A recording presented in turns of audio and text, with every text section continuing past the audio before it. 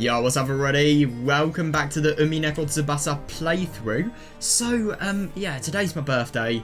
In other words, I'm probably not going to have much time to play today. I don't really know how much I'm going to be able to do, but I'm hoping we're going to be able to read some stories that actually have some relevance to episode 8. I want to read a certain witch hunter's interview tape, and also, this one here. So, yeah, I don't know if they're going to have relevance, but just judging by the names, I feel like they could have potential to have relevance.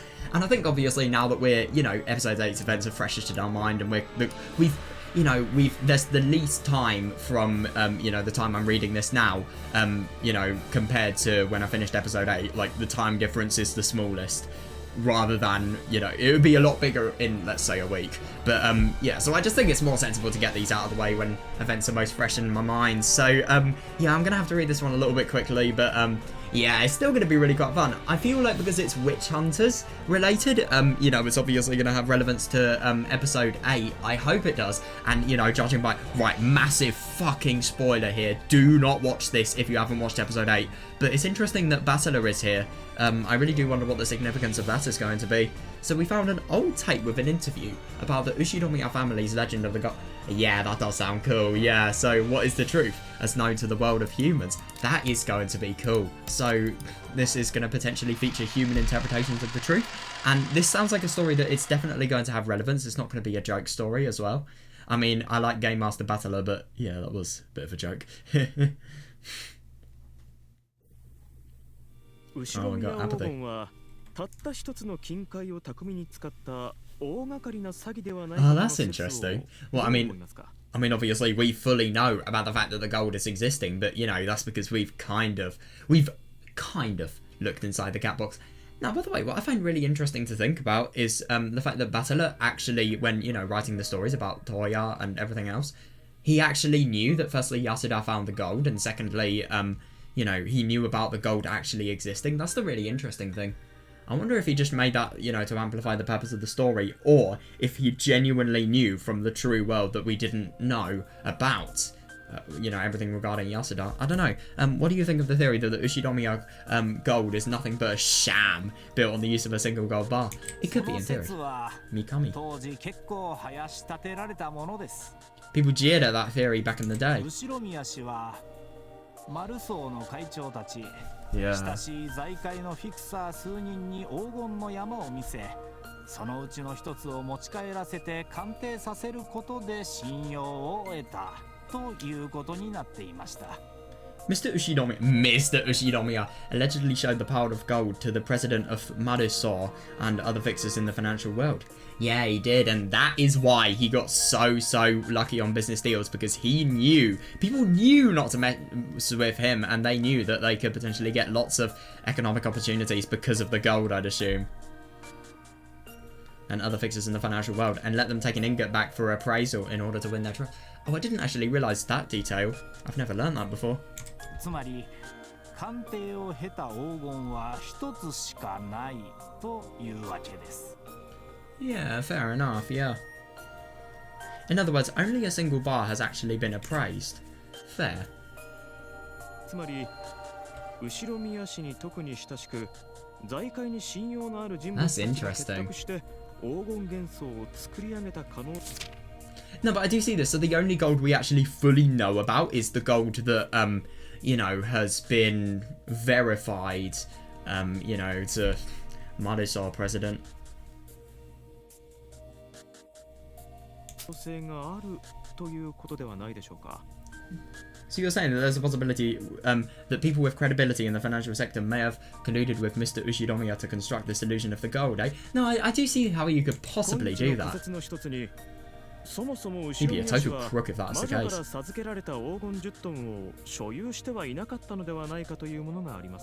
One modern theory is that Mr. Ushinomiya may have never owned the 10 tons of gold from the witch in the first place. By the way, I know why I'm in the wrong chair. Hang on a sec. That's why things feel so weird. I didn't even realise it. I'm in the wrong chair. This one's so... The thing is, I mean, the other chair's more comfortable, but at the same time, this one creaks less. So that's why I use it. But oh my god, I'm so much lower down so I can see the text at such a better angle. I love it. Yeah, even back then, those who had their doubts about the Ushiromiya gold said the same thing. That's interesting. They insisted it was a once-in-a-lifetime large-scale scam perpetuated by the last head of the declining Ushinomiya family. Yeah, declining is key. Look at Kraus and Natsuhi, and if you put them into the mix, then I can totally see why you would think it is some sort of collective conspiracy.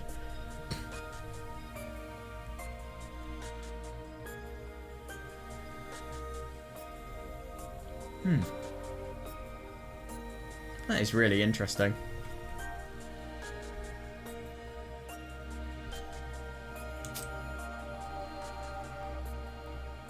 Yeah, but then again, they have the doubts. They're going to want to make it so that their doubts are heard as much as possible. They'll make up lies to, you know, get belief.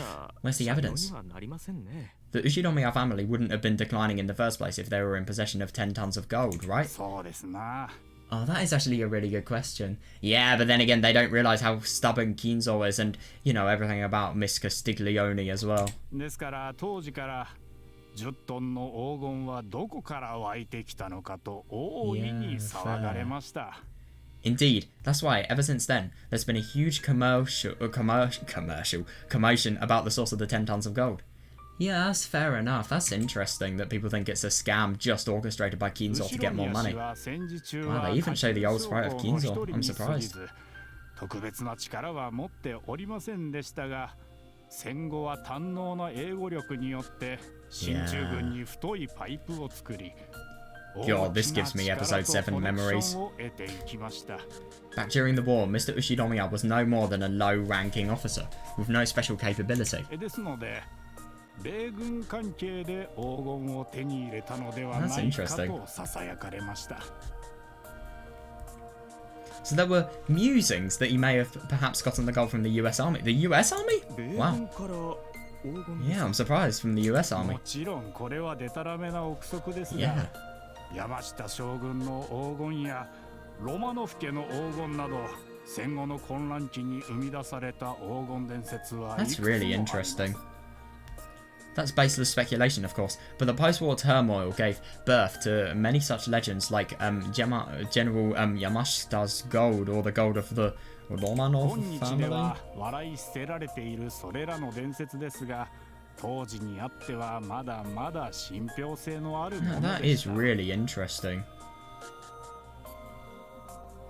So I'm assuming these legends are actually just people who have ridiculous amounts of gold. Yeah. Those tales would be laughed off today, but back in those days they still held credibility. 戦後の混乱をうまく立ち回り、莫大な富を築き上げた人たちが存在しますからね。 Oh yeah, yeah. In fact, there are people out there who were able to amass great wealth by successfully maneuvering through the post-war chaos, aren't there? Indeed.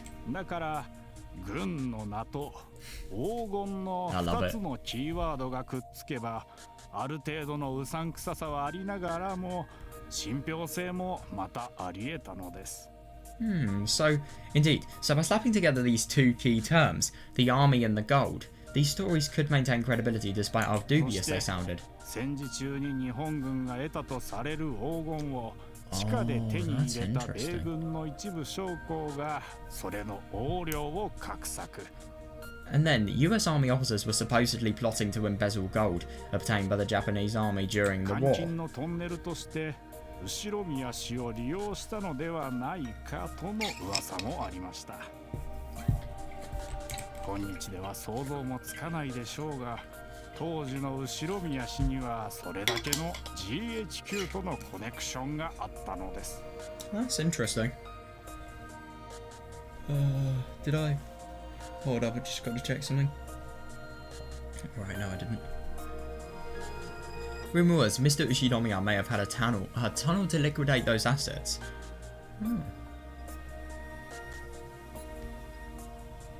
That's actually really quite interesting how, firstly, this kind of sounds similar to the Italians, you know, just, well, not really embezzling, but, you know, moving gold deliberately so that none of it would get bombed in their home country, and then they could use that to rebuild Italy, really. But it's just so interesting, that the US story is actually reasonably similar to this.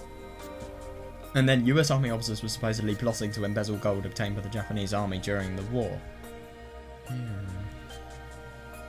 Rumour was Mr. Ushinomiya may have had a tunnel to liquidate those assets. No, I do see that. And isn't it ironic to think that he does genuinely have a tunnel, but I don't know whether that tunnel leads to the Golden Land. No, it should. It should.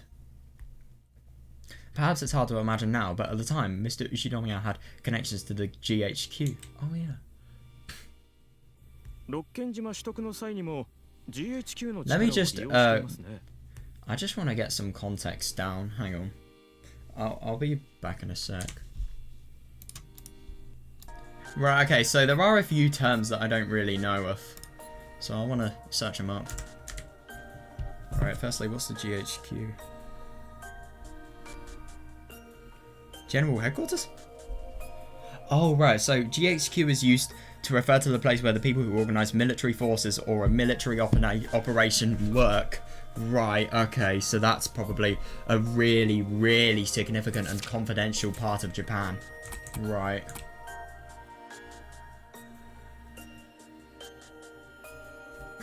What is Yamashita's gold? What is it?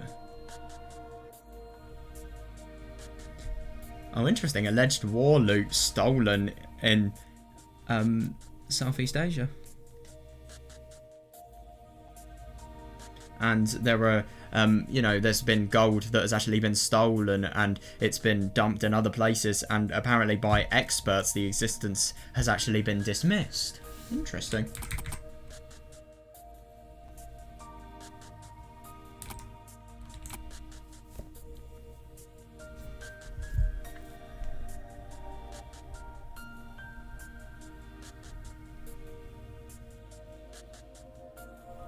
Alright, I see. So, okay, yeah, so.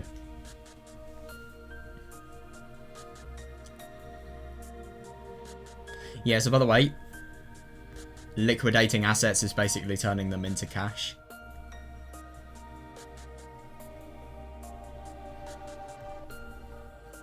No, I'm getting confused by liquidity and liquidation, because that's where liquidity was like the ability a business actually has to repay short-term debts, whereas liquidating something is actually turning it into cash. That's such a confusing little... They sound so similar as well.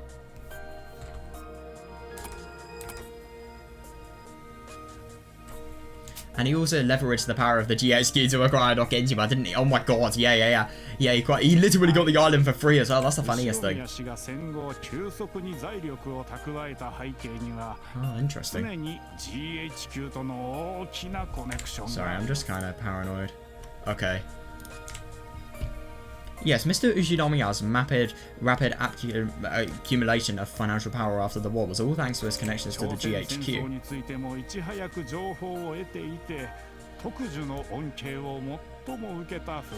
my god, yeah, he literally predicted the Korean War, didn't he?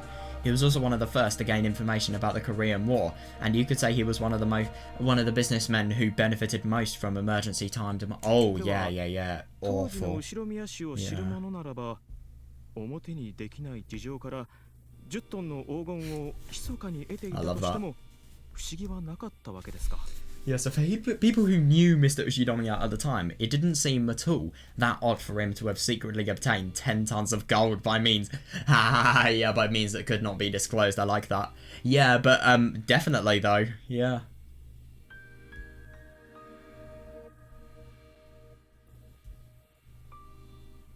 Yeah, I mean, he's just so much of an extreme man that even 10 tons of gold wouldn't seem odd to some people. Some thought so, some others didn't. Fair.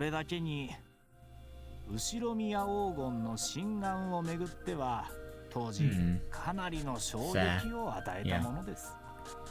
And because of that, debate over the authenticity of the Ushinomiya gold gave people quite a shock. The president of Maruso was one of the first fixers to believe the story of the Ushinomiya gold, right? Yeah. He was a big shot. Oh, that's interesting. I really do wonder who this person was. He was a big shot who had close ties to the Ushinomiya family for generations.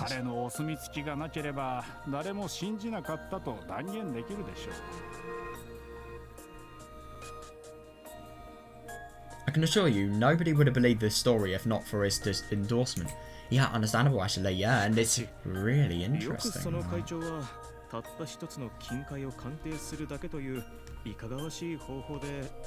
Well, he was shown the entire thing. But how could the president be so certain that the 10 tons of gold were legitimately using such a dubious method of only appraising a single bar?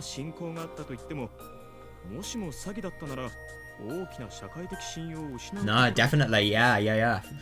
Yeah, but then again, I suppose some people do make risks, and especially if he would profit from, I don't know, some sort of profit that Kinzo gains, and then he just gives it to this person, and then, you know, Maruso president, and then the Maruso president will obviously, he will benefit from this, but then again, I mean, what's better, him losing his company and his reputation, or just getting a lot of money from Kinzo? Like, I think it's still, you still shouldn't do that. I mean, you still lose more than you will gain, I think.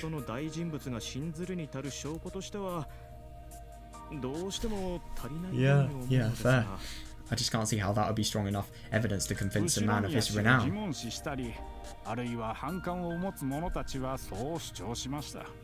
Yeah, those who were skeptical or held ill will towards Mr. Ushinomiya argued as much. Yeah,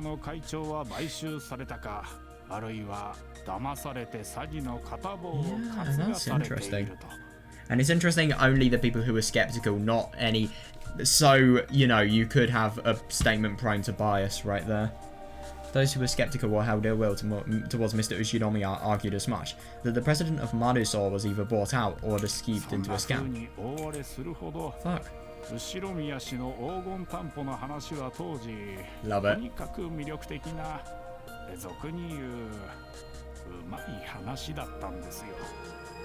So, at the time, Mr. Ushinomiya's collateral gold was a bewitching, too good to be true tale. Understandable, yeah.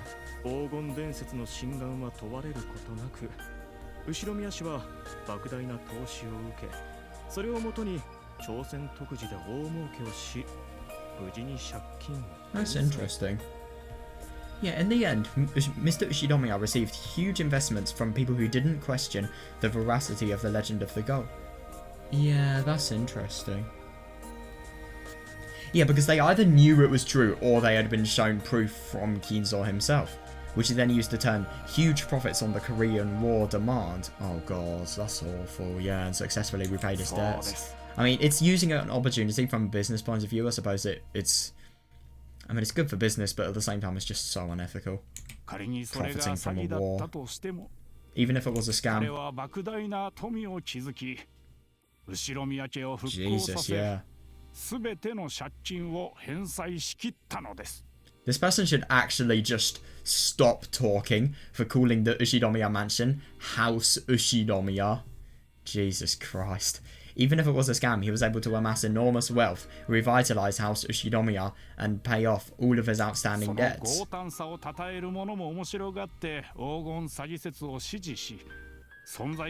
yeah, fair,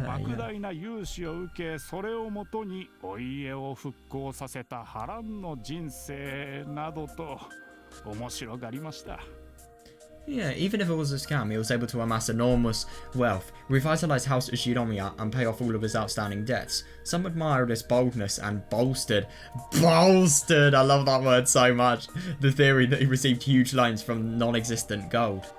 Oh yeah, fair.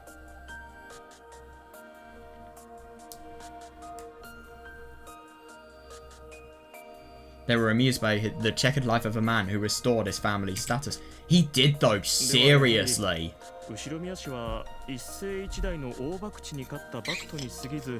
Nah.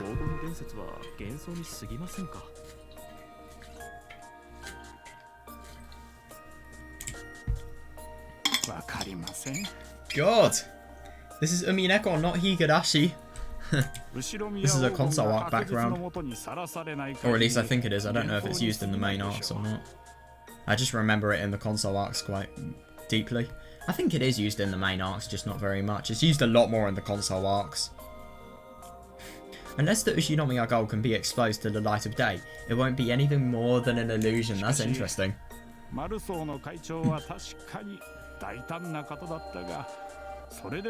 相手を無条件に信用するほど不用心な方ではありませんでした。 That's interesting, yeah. However, while it's true that the president of Maruso was a daring man, he wasn't one to trust unconditionally. Oh, that's interesting. Oh, yeah. Yeah. If he could deceive the president to trust him, or deceive him somehow. Yeah, no, I see that, yeah. Then the illusion of the Ushidomiya God would be complete, right? God, I'm getting too interested in this. I want to reread. Reread. Why not?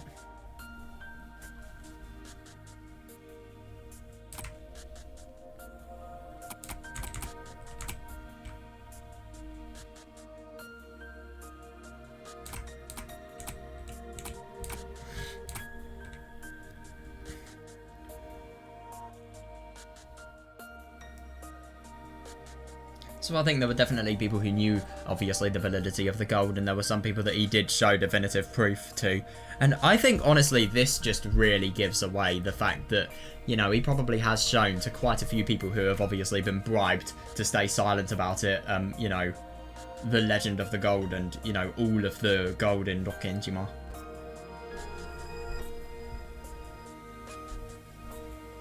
Yeah. To be honest, I'm actually really surprised about the fact that nobody tried to steal the gold. But then again, though, I mean, it is in the most hidden location, so... Yeah, and it is interesting now that we think about it, you know, just to think about everything regarding how hidden the, you know, Ushinomiya gold is.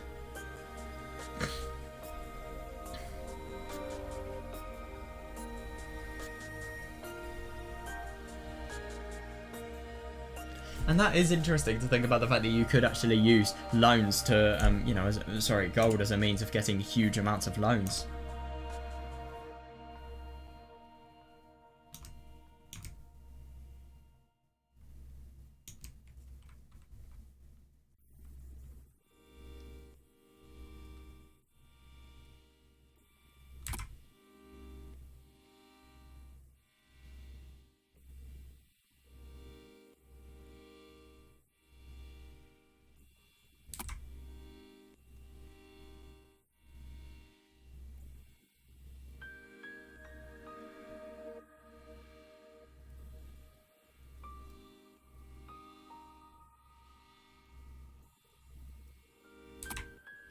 Yeah, that is very interesting.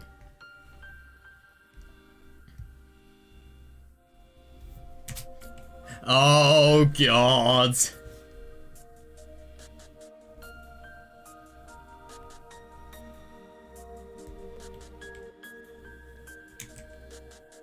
Oh, damn.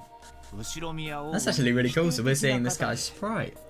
Damn, it really does look weird. It kind of looks like the art style of the Higurashi Hor Plus sprites. In other words, I don't really like it, but yeah. So you would deny of the Ushidomi are gold? Oh, no. Oh, no. You can't really say... I wouldn't say an opinion here. I mean, you can't be biased. You can't take sides if you're doing a neutral interview-related report. Oh, no. Oh, that's interesting. Yeah, I wanted to ask what you thought of the theory. Fair. I have no evidence that would convince me to deny it. Yeah. You've got the right idea. To be honest, I think it's hard to be convinced. The thing is, it's really, really easy to actually draw the conclusion of the fact that the gold does exist, but at the same time, it's just as easy. I mean, it's obviously harder to reason out why the gold wouldn't be there, but it's really easy to, you know, think that it isn't there as well. It's so easy to think in both angles. I myself am convinced of the legend of the Ushidomiya gold. There isn't, no. Yasuda would disagree. I have several lines of reasoning that led me to believe it, but there's no direct evidence for any of it.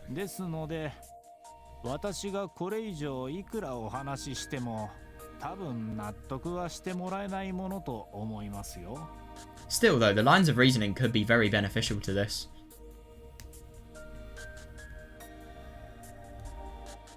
I have several lines of reasoning that led me to believe it, but there's no direct evidence for any of it, so you probably won't be convinced no matter how much I tell you. That is understandable.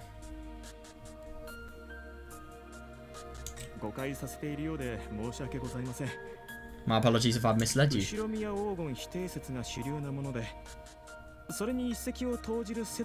Oh, that's interesting. My apologies if I've misled you. Denying that Ushiromiya gold is a popular theory, so I was wondering if I could ask for any theories that might raise questions about it. Oh, that's gonna be quite cool. 私から申し上げたいのは、マルソーの会長は今日の評価では大胆な人物ということになっており、その一点がひどく誇張されているという点です。God, he sounds pissed. Yeah, first, there's one thing I'd like to make clear. People today consider the president of Marusaur a daring man, but that notion is greatly exaggerated. あたかもたった一個の黄金であっさりと信じ込み、あるいはリスクを覚悟の上で真っ先に投資し、後に莫大なリターンを得たバクトというイメージで語られています。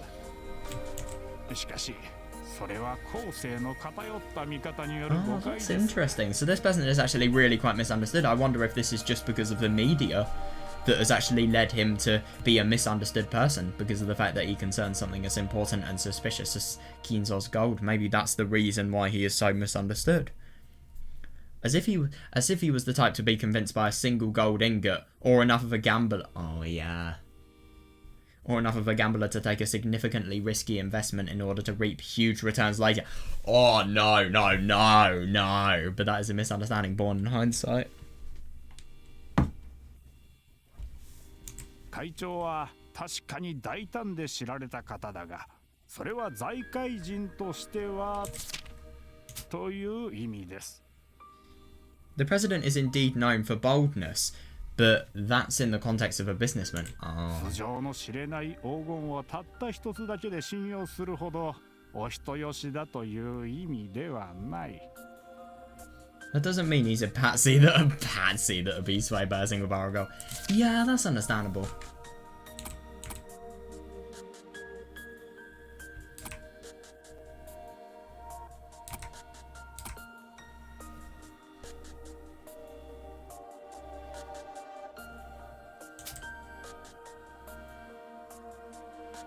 Yeah, that's interesting.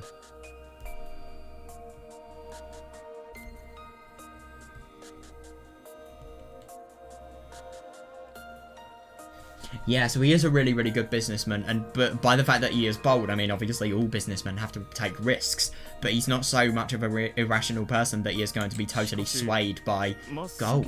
Really. But then again, that is true. Yeah, that is odd. But then again, though, he would make the investment, judging by this line of reasoning, you know, the one that's just highlighted here in white, you know, that in white, I love it, white truth wins. But anyway, he's the type to, you know, do an investment if it's really certain to have prosperity in the future. And yet, he was the first one to trust it and make a huge investment, right? Yeah, but that's totally understandable when you think about the personality. But then you've got to think about changes in his life. Did anything happen that made him want to do this, to make his personality change? You can't necessarily think just because of the fact that his personality is like this, you know, he can actually, you know, you can't necessarily judge what somebody does based on their personality because there may have been changes that you don't know about, is what I'm trying to say. We believe he was presented with credible evidence. Oh, that's odd. First of all, the story the Marusaur president tells today is very different from what he said at the time. Yeah, can you elaborate? That's interesting. Yeah,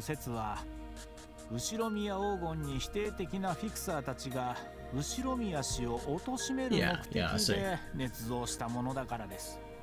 Modern theories are crafted by fixers who deny the gold with the aim of undermining Mr. Ushiromiya. No, I see that, yeah.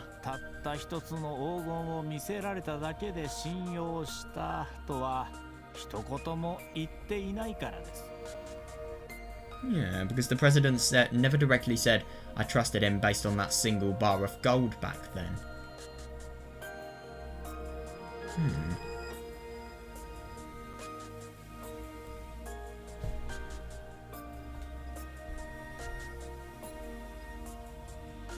Yeah, fair.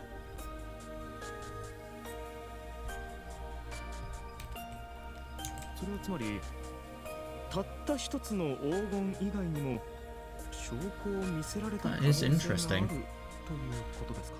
So you're saying that he was presented with more evidence than that single gold bar? これは会長がお亡くなりになられてから当時近しかった Oh, that's interesting. I do wonder what this is. Maybe they have some sort of personal relation. Shortly after the president passed away, I heard a story from someone who was close to him. こんなことを言うと会長に失礼なんですがね。And I mean no disrespect to the president when I say 会 this. 長は世間で大胆と言われるほど大胆ではなく、むしろ石橋を叩いて渡る慎重な方だったらしいんです。Oh, yeah, I like that analogy. Yeah, the president wasn't nearly as daring as they say. He was the type to knock on a stone bridge before crossing it. 確かに飲みっぷりと食いっぷりの大胆な方でね。Oh god, is he one of the businessmen that they only treat themselves to luxury meals and probably can't cook for themselves? I don't know. His manner of eating and drinking was indeed quite bold, though. そのイメージのせいもあったでしょう。 Oh, I see. That's probably where that image came from. 金に関してだけは大胆さとは正反対だったようです。 Yeah, that is interesting. So the daring image actually came from, you know, everything outside of business and what he actually spends of his money that isn't, you know, directly related to the business. But people have used that to sort of characterize how he actually is in terms of business than, you know, affairs really.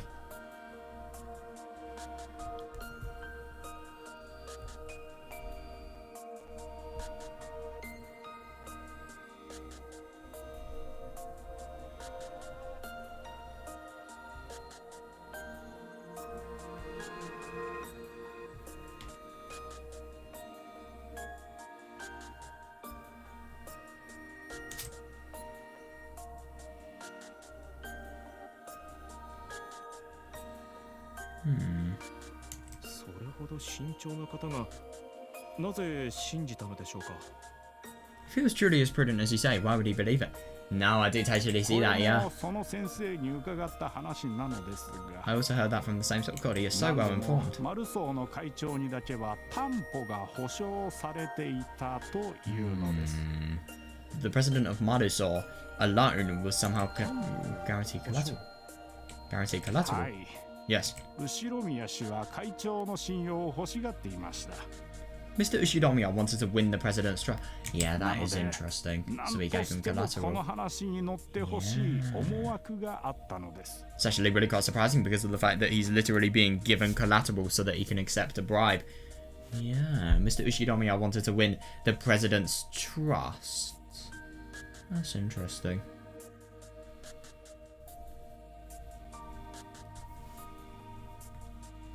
So he needed to get him on board with the story at any その cost. ため秘密で会長にだけは特別に有利な条件で話を持ち Yeah, かけ that た makes という sense, の yeah. です。 I mean, if this is a really quite skeptical and, you know, careful man, despite obviously his eating habits, you need to win his trust. I do see that. That's why he secretly offered the president especially favourable それはつま conditions. り他のフィクサーの投資から元本を保証返済するという無限連鎖法の詐欺のような You mean he was guaranteed repayment from other fixers' investments, like in a pyramid scheme? It's a pyramid scheme.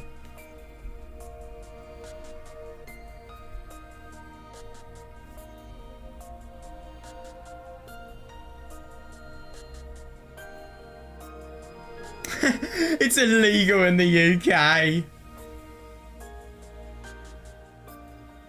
So each paying participant recruits 2 further participants, with returns being given to early participants contributed by later ones.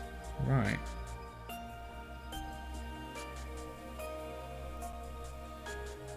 Oh, I see.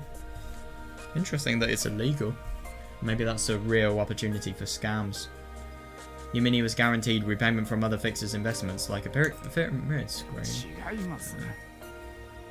Oh wait. Now that I read this wording, you know, repayment from other people's investments. Yeah, that's a bit dodgy. Yeah. He would get repayment from the money given to Kinzo by other people's investments. Yeah, that does actually make sense, but I'm just surprised that's illegal in the UK. I wonder why it is.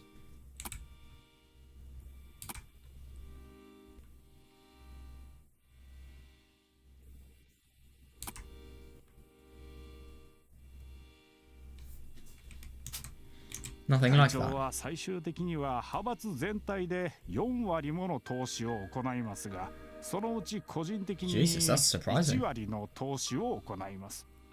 The president's faction ultimately made up 40% of the total funds, but 10% of that was his own personal investment. 1割分。10%. つまり10トンの黄金の1割。1トン分について黄金を実際に預かっていたというのです。That's really interesting. That means he entrusted an amount worth of 1 ton of gold. Jesus Christ.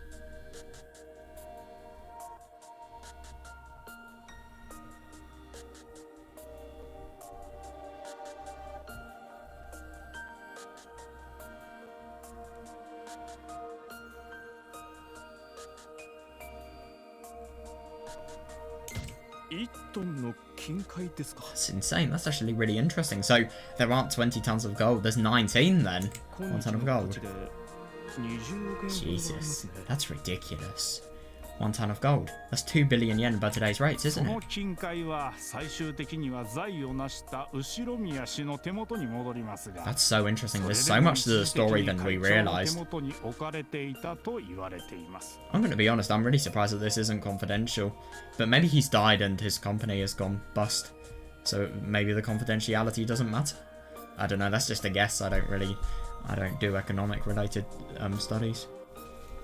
The gold was eventually returned to the now wealthy Mr. Ushinomiya.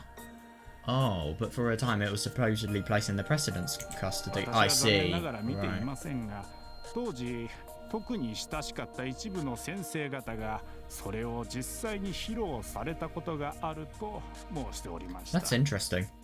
Yeah, unfortunately, I did not see it myself, but people who were particularly close to him at the time claim to have witnessed it. その話が真実なら But definitely, yeah. But then again though, how do you know that this is truly from the gold? What if it could be some sort of illegal criminal scheme that could have been, you know, maybe disguised as that? I mean, I get his personality as a thing that would counteract that, but still, that's not necessarily proof. Then if that story is to be believed, at least 1 ton of the gold is real. If the president's story really is true. もちろん私は本当と信じておりますが。Oh, my apologies. Of course I believe the story myself. 会長は後宮氏によって目隠しの上、六軒島某所の隠し倉庫に連れて行かれ、oh, that's interesting. そこで実際に10トンすべての黄金の山を見せられたそうです。Yeah, so the president was blindfolded and taken to a secret storehouse on Dokkenjima, where Mr. Ushinomiya actually showed him the 10 tons of gold. Yeah. That's really interesting. Yeah, and he was given a 1 ton portion of that pile. And that definitely implies, why would you do something that would be, you know, as good as 2 billion? I mean, I get that this could be a friend of Kinzo's, but in the business world, I mean, it doesn't matter if people were friends. I mean, yeah, the business world is merciless. I would assume that there are severe intents behind this. It's not just somebody lending somebody something for generosity. Then later, that 1 ton was returned to Mr. Ushinomiya. Yeah, why? Yes. Oh, it's a loan, I see. Jesus Christ. Mr. Ushinomiya succeeded with his business endeavors and repaid his loan with interest. God, that's nuts. Wow. That's really interesting. After the president passed away and his inheritance was distributed, 1 piece of evidence was left behind, supposing that Ushinomiya gold. Oh, yeah. A a single 10-kilogram ingot was これは found. おそらく何かの記念に寄贈されたものだと考えま Oh, す。 that's so nice. That's so interesting, though. So you get a ton of gold. You make it so that there are so many pieces of evidence that make it impossible to deny the gold. Like, for example, obviously all of the stories, what he's seen, all of the, people with no hesitation for investments, the 10% out of 40% being his own personal savings, just stuff like that. I mean, you make such a big investment of actually handling the gold so that you then, add credibility to a story, and then you repay it back when the investment is really, really reaching prosperity. I mean, that's so fucking risky, though.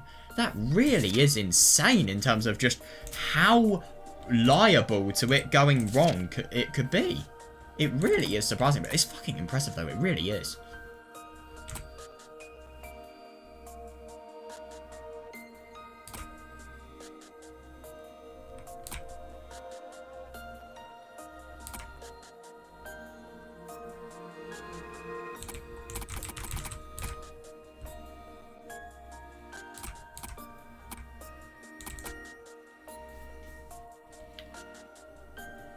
Interesting that he was blindfolded, by the way. It's not a secret storehouse, that's a lie.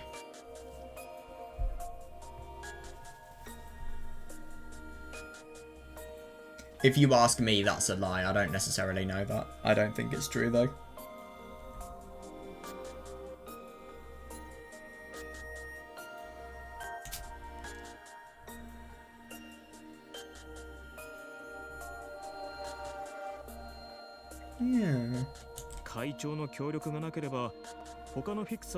Exactly, though, yeah, that's so interesting.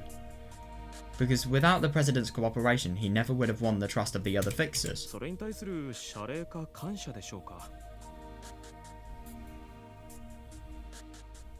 Perhaps it was a way of rewarding or showing gratitude for that. Fair, yeah, that's how I see it. Yeah, Kraus got it. That's how I see it. Unfortunately, that gold bar was eventually lost. Fuck. Interesting,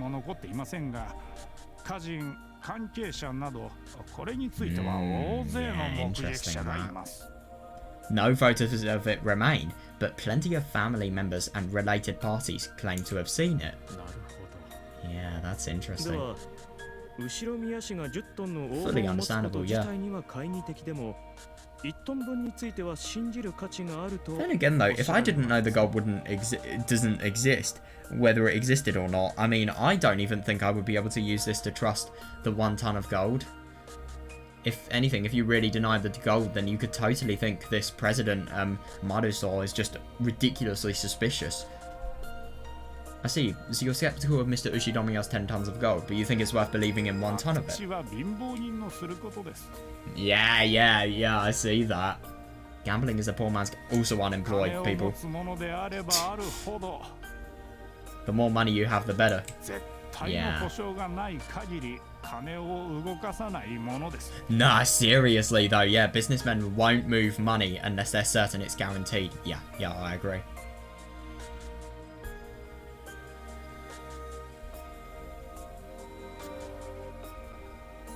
I love that this guy is just like the typical office worker. His glasses and hairstyle especially, and the fact that it's gelled, I think that gives even more proof.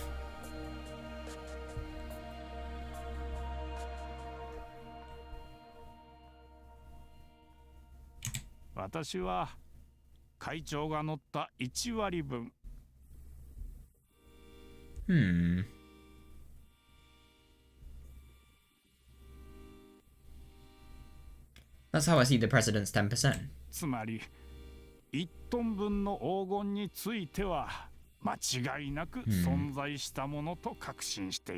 Yeah, that's fair enough. Yeah, in other words, I'm convinced that 1 ton of gold truly did exist.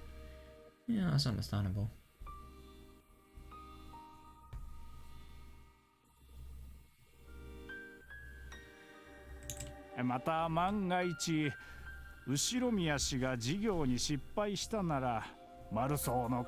Oh, that's interesting, yeah. No, I do see that, yeah. Yeah, because obviously you are being a person who is just displaying, you know, trying to display evidence that could potentially increase this other person's endeavors. So, yeah, I do totally see that, yeah. Plus, there was a risk that the president of Maruso would be declared a fraud in the event that Mr. Ushinomiya's business endeavors failed.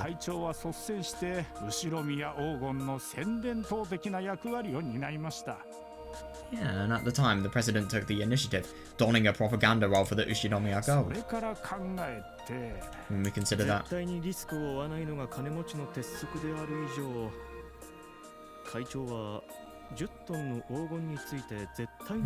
Yeah, that is understandable, yeah.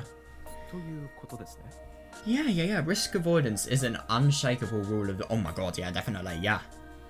So you're saying that the president who was absolutely certain that the 10 tons of gold were real? No, I totally see that, because why would you make such a big investment if you could potentially be, you know, convicted of fraud if it goes wrong? Because the thing is, this gold can literally get you out of prison.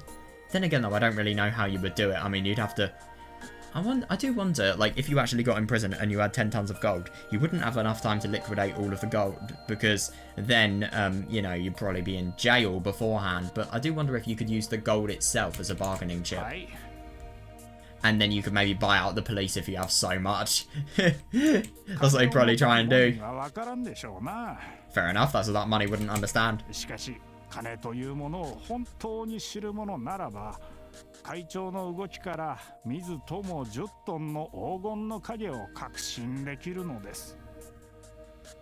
Love his sprite, it looks so funny. Those of that money wouldn't understand. Oh yeah, fair, but even without seeing it themselves, anyone who truly knows money can be confident in the gold. Yeah, understandable, yeah, simply based on the president's actions. No, I totally agree, yeah. Oh god, I feel bad. Yeah, me neither. As a poor man myself, I can't imagine how someone would invest such a large sum of money based on just the story of the gold. Seriously though, yeah. When you reach a certain level of wealth...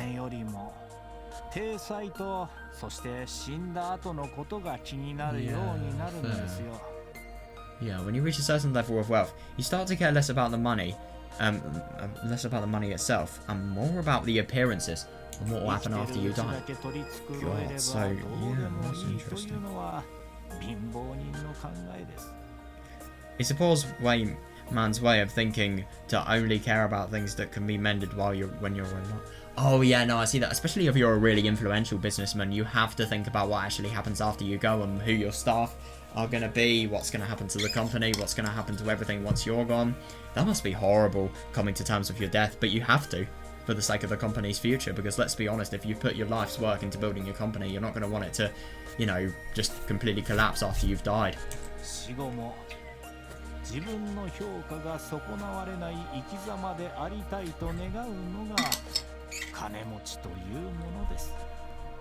Yeah, reputation as well, yeah, and especially because of scandal exposing as well. Oh my god, yeah, you need to make it so that any scandals that you have committed are just totally down in the dust. The rich seek to live a life where their reputation will remain intact even after death.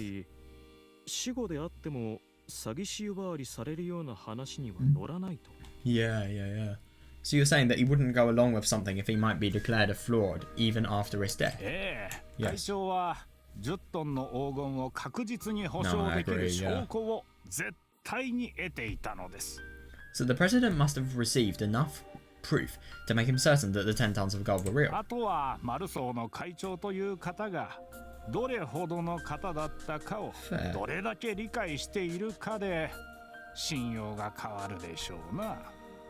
And depending on how well you understand what sort of man the president was, it will influence your confidence in him.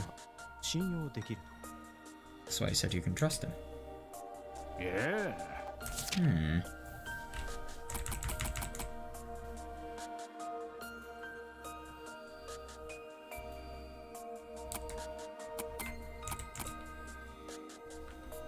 Those without money wouldn't understand. God, I mean, that is how you know somebody is rich, if he has the right to say that. But then again, I mean, it's totally understandable, seeing the psychology of the rich and seeing how it changes.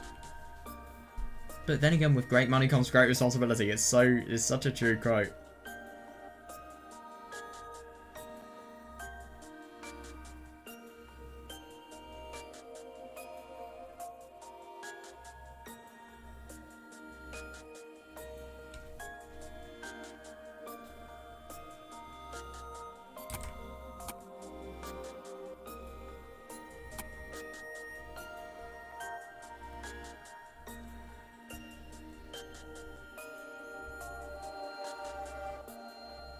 That's really interesting, but it's understandable.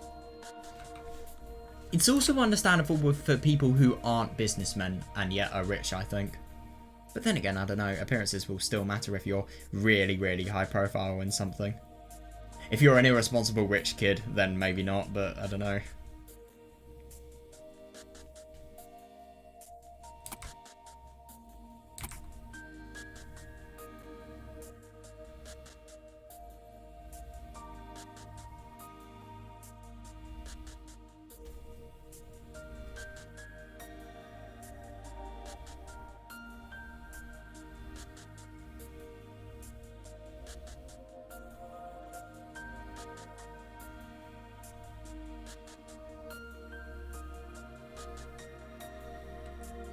No, but that is really interesting. I mean, you can't make an investment if you fully believe the fact that, you know, the person you're doing an investment with could potentially be a fraud. Yeah, it makes full sense. Yeah.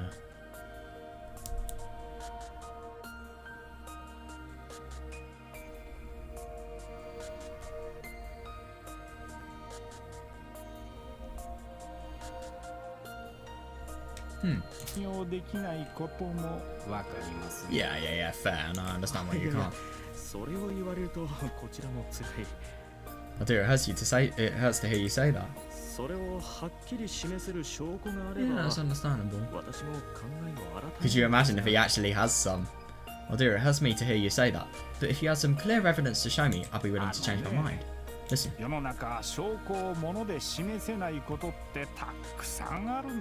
Fair. Emotions. Sometimes. Listen, there are a great many things in this world that can't be proven with physical evidence. Oh god, we're thinking on the same lines. Well, I'm thinking of emotions, he's thinking more of love. Love is completely abstract, I totally see that, yeah. Do you love your wife, for example? Unfortunately, I'm single. Oh my god, you found a new wife! No way! No, I'm just kidding. It is physical evidence, I do see that. But then again, you can fake that physical evidence somehow.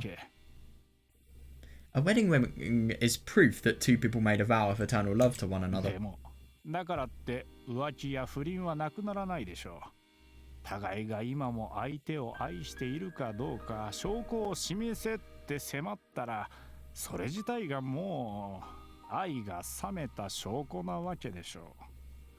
A wedding ring is proof that two people made a vow of eternal love to one another. Yeah, fair, but even that doesn't stop people from cheating, doesn't it? No, I see that. Yeah, you can't actually prove the fact that the love is eternal because of the fact that you can still cheat. Oh my god, more sexy younger woman's here. Boom, my love's over. You can't ever deny that possibility of happening to either side. If you have to ask your partner to show proof that you both still love one another, isn't that itself proof that your love has waned? Oh, that's interesting. No, I do see that. But then again, though, it doesn't. I don't agree, because what if it revitalizes? What if it reinstates itself?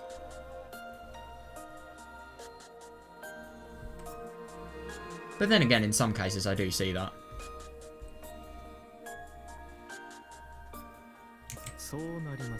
Indeed. Sometimes.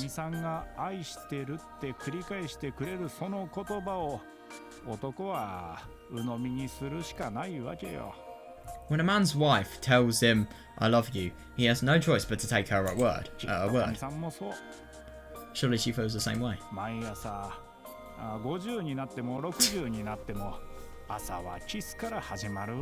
God. Even when you're 50, even when you're 60, every morning begins with a kiss. Right. No, but I totally see that, yeah. どうにもならない。 Yeah, that's fair, yeah. But if you say that's merely a habit and the love is long gone, then it's already beyond. No, I do see that, yeah.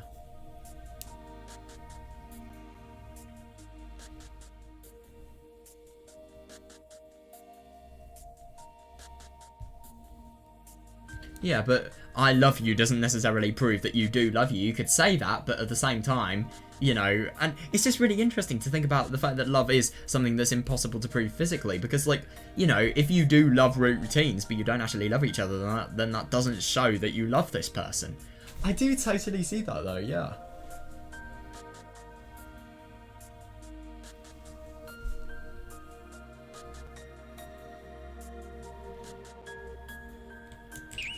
Yeah, no, I totally see that, yeah. You're saying without love it cannot be seen.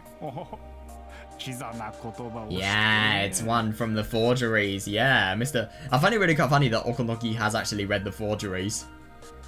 Oh, you already knew the catchphrase. That's what I'm talking about. Nah, that's interesting. The people who trusted and never stopped respecting the president really could see that 10 tons of gold. Yeah, I see. Yeah. Yeah, the people who didn't like the president of Mr. Ushinomiya couldn't. Yeah, it's the president as well, I see that. Yeah, isn't that how it works? It would though, you can't though. But if we could at least find that one ingot among the president's belongings, it would make the story much more credible. There was a rumor though. What is this? What? That's 100% true though. What? That Mr. Ushinomiya's son Kraus got his hand on it. Ah, yeah, he didn't really... Wasn't really the luckiest though. Apparently Kraus himself was searching for the secret gold stash.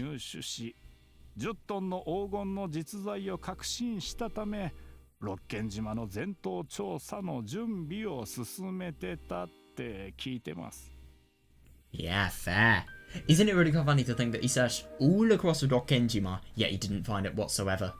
Yeah, they say that the bar convinced him the 10 tons are real, and he began searching all across Rokkenjima. God.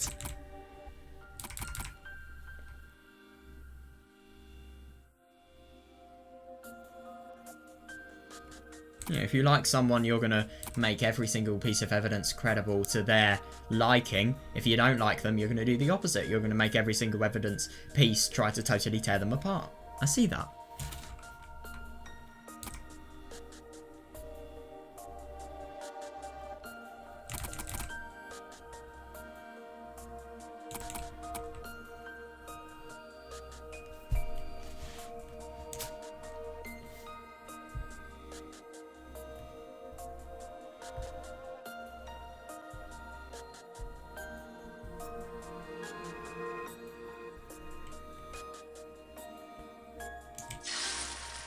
Yeah, understandable though, yeah. That's interesting. So this is after 1986, right? Unfortunately, Kraus himself passed away. That's really interesting. Now the gold doesn't exist. Now it doesn't. Unfortunately, Kraus himself passed away. So naturally, that gold ingot became buried in the dark. Fair. Oh, that's interesting. Did you know that in the old days, Rokkenjima used to be known as Akujikishima? Yeah, you're a conspiracy theorist. Jesus Christ, gotta love the episode 8 spoiler. My god, I can't believe that. To be honest, if this story had less spoilers, I think you should... This would be a really fun story to read around episode 3 or 4 time. Maybe episode 2, actually. Maybe episode 1 or 2. This would be such a good little side story for that, but no.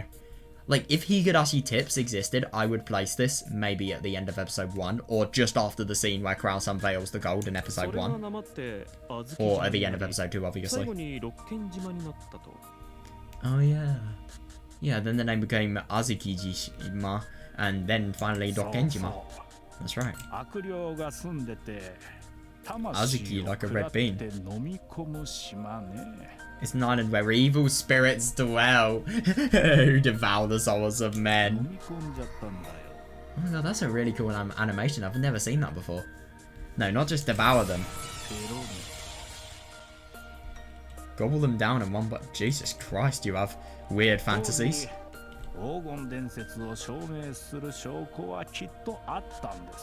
I love that he's so technical in terms of evidence, and then he just says something as fucking ridiculous as this.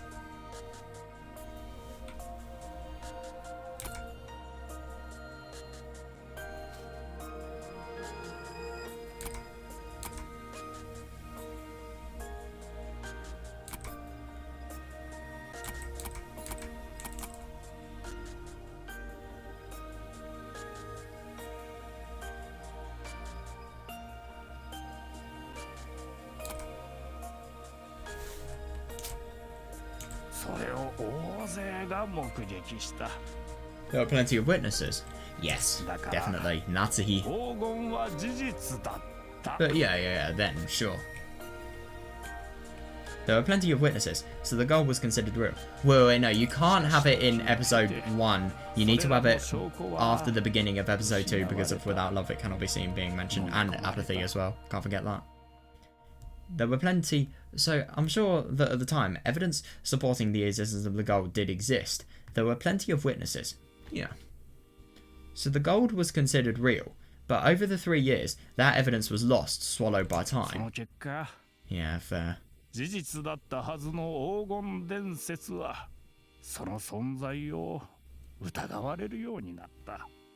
No, I see that, yeah. And as a result, the legend of the gold, which would otherwise be taken as fact, has come under scrutiny. No, I see that, yeah. There's no evidence now. Interesting that you don't talk about the explosion here. Yeah, indeed, that's one way to put it.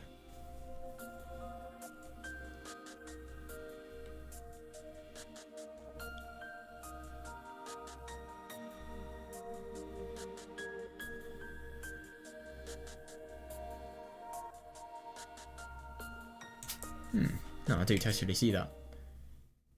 It makes so much sense as to why, you know, there is so... It makes so much sense as to why, you know, everything regarding the gold has actually been put onto question even more. There is just so much for these witch hunters to actually, you know, gobble down in terms of conspiracy, you know, knowledge. I love my wife. Oh. Yeah, that's nice. Just very random. I love my wife. To this day, I've never once suspected her of cheating. Yeah, that's really good. And I'd be honoured to die the same day as her, laying in the same bed. This guy sounds like a really sensible and mature person. Then again, we've not really seen every side of him, but still.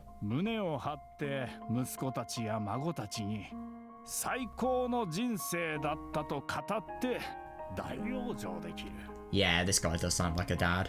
Yeah, we can be proud that we lived a long life, and tell our children and grandchildren that we lived the best life we could. That's really nice.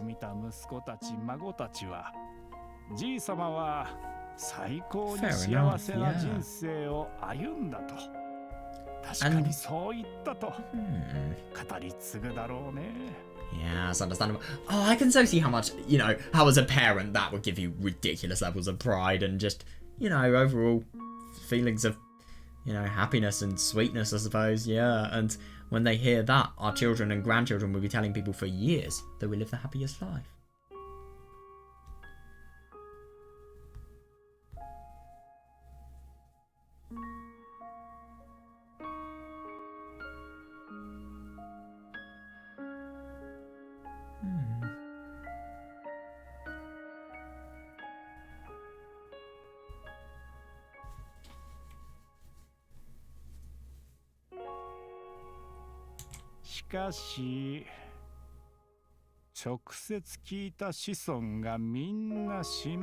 Oh yeah, I like how this links. Yeah, but there will come a day when everyone who has heard that story directly will have passed away. So now the validity will be unable to be proven.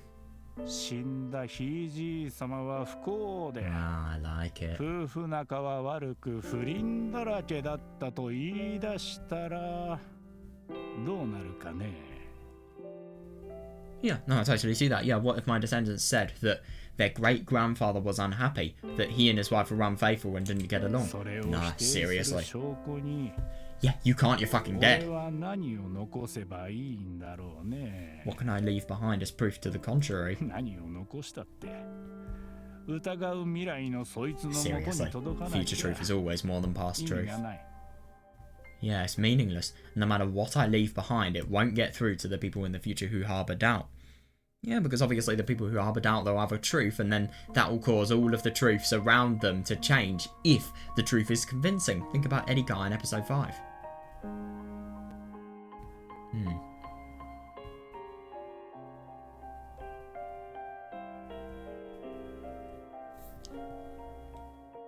No, but I totally see that. And even in real life, I think this is really quite relevant. Look at school, for example. Any gossip in school, it will be twisted around so much. And you can't prove it as well, that's the worst thing.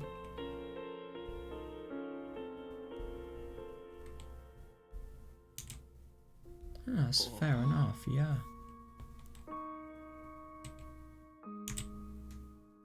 Oh, that's really interesting that this was shown. Agreed, yeah. The truth of Dokkenjima that you're searching for no longer exists.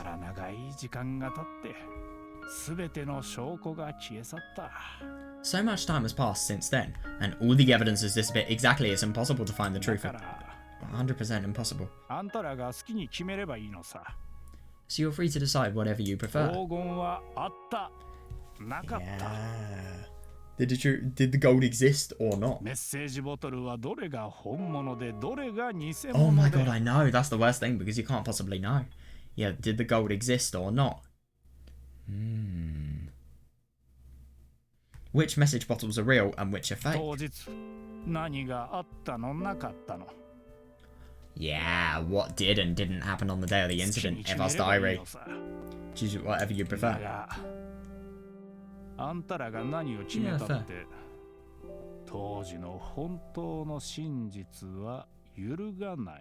No, I agree, yeah. I mean, I suppose you can actually have a view, and you can obviously convince people that that was the objective truth, but that's never going to change what was objectively correct. But that doesn't really matter, that it's not changing what was objectively correct, because, you know, a new truth, a new lie is just going to be formed within people's heads.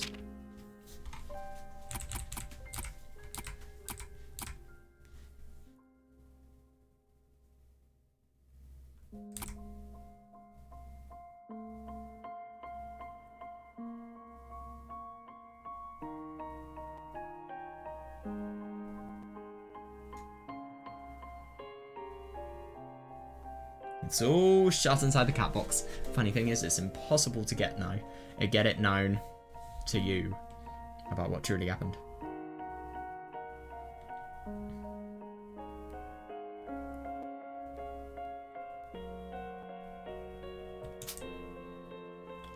It's so true.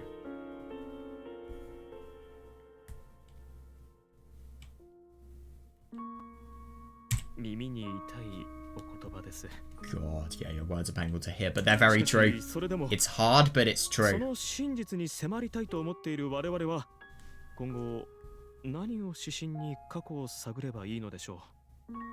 Still, for those of us who wish to seek the truth... you're not going to be able to. Oh my god. Still, for those of us who wish to seek the truth, what should we use as a guideline for exploring the past? Your heart. It's so open to interpretation, is that what he's trying to say? The human heart remains unwavering, no matter how much time has passed. No, I see, the heart, huh? Another abstract concept. You need evidence because you want to know what happened.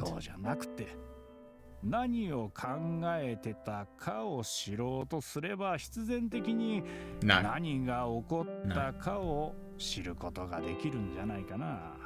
You need evidence.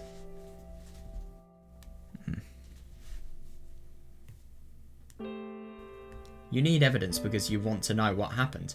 But if instead you tried to learn what they were thinking, you'd inevitably be able to figure out what transpired, don't you think?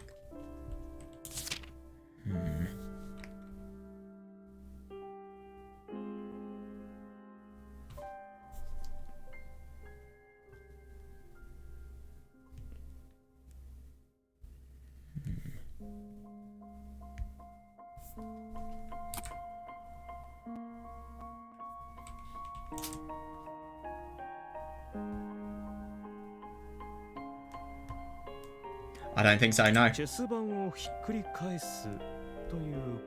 Oh yeah, that's interesting. God, this person has totally read the forgeries. You mean turning the chessboard over? What the heck is that? He doesn't know. Oh, sorry.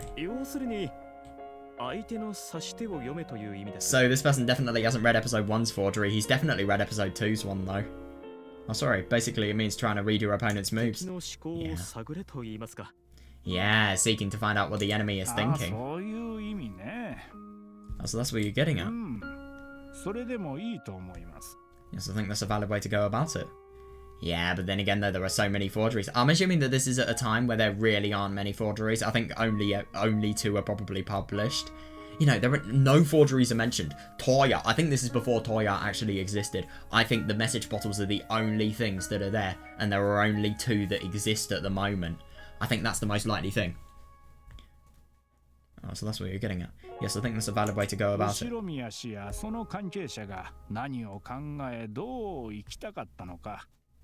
Oh, it doesn't matter about how they want to deliver, it just matters about what the killer was thinking. What were Mr. Ushidomiya and the people close to him thinking? How do they want to live? No, but I see that because obviously it could be really motive-based. Yeah, but then again, why is it related to Mr. Ushidomiya? That's the problem with him. He's deceiving us.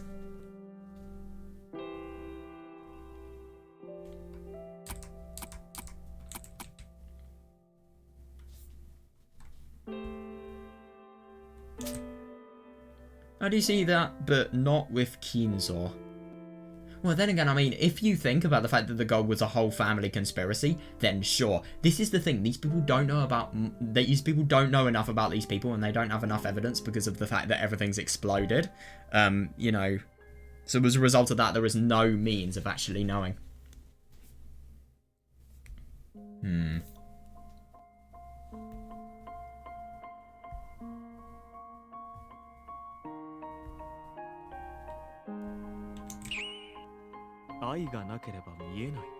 Yeah, seriously though, without love it cannot be seen.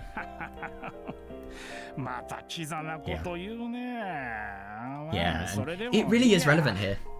Because, you know, you've got to really, really consider the moves for the opponent. You've got to consider their heart. And you can't just look with a negative viewpoint that just tries to deny everything, because you need to go in neutrally. That's the best way of looking at evidence, really. That pretentious line again. Still, that's fine. What ridiculous things would oddball rich people want to do? Nah, seriously though, yeah, you'll never see it if that's your way of thinking. My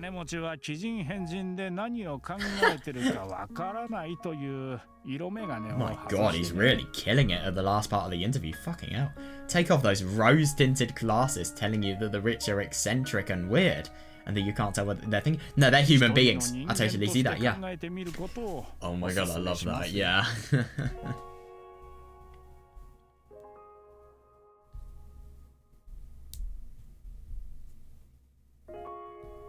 God, he properly goes hard here.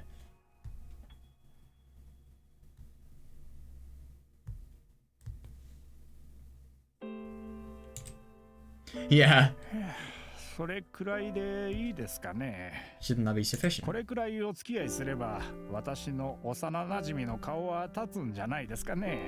dealing with people in that manner, my childhood friend can save face, don't you think? Thank you very much.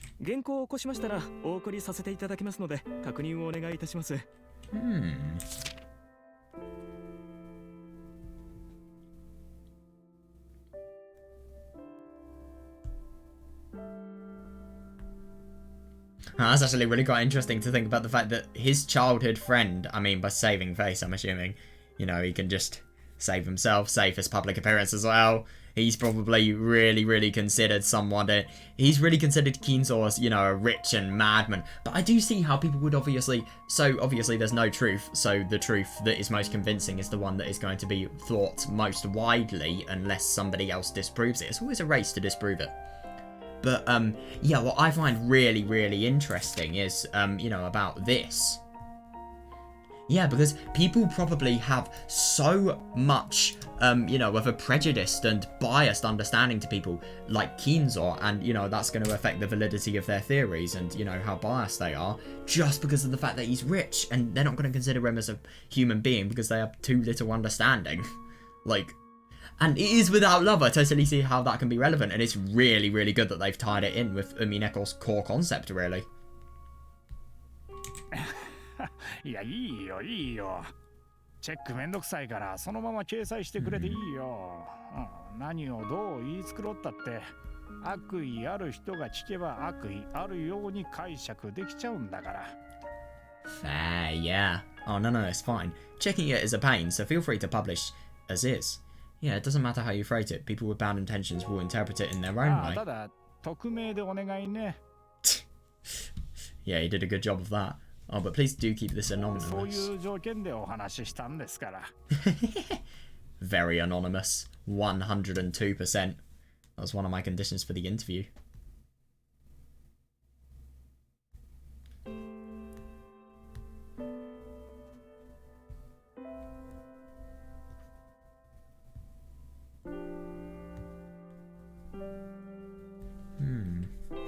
It really is interesting, just the honesty of this interviewer, not really something you'd see.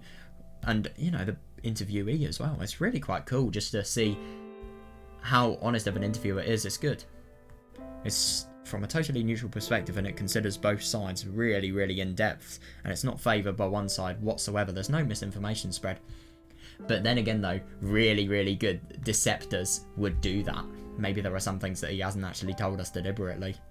Then again, though, I'm surprised he's allowed to share figures about, you know, what his president's personal fund share was. But then again, if he has a PLC, then that's fine. It can be public. Fair.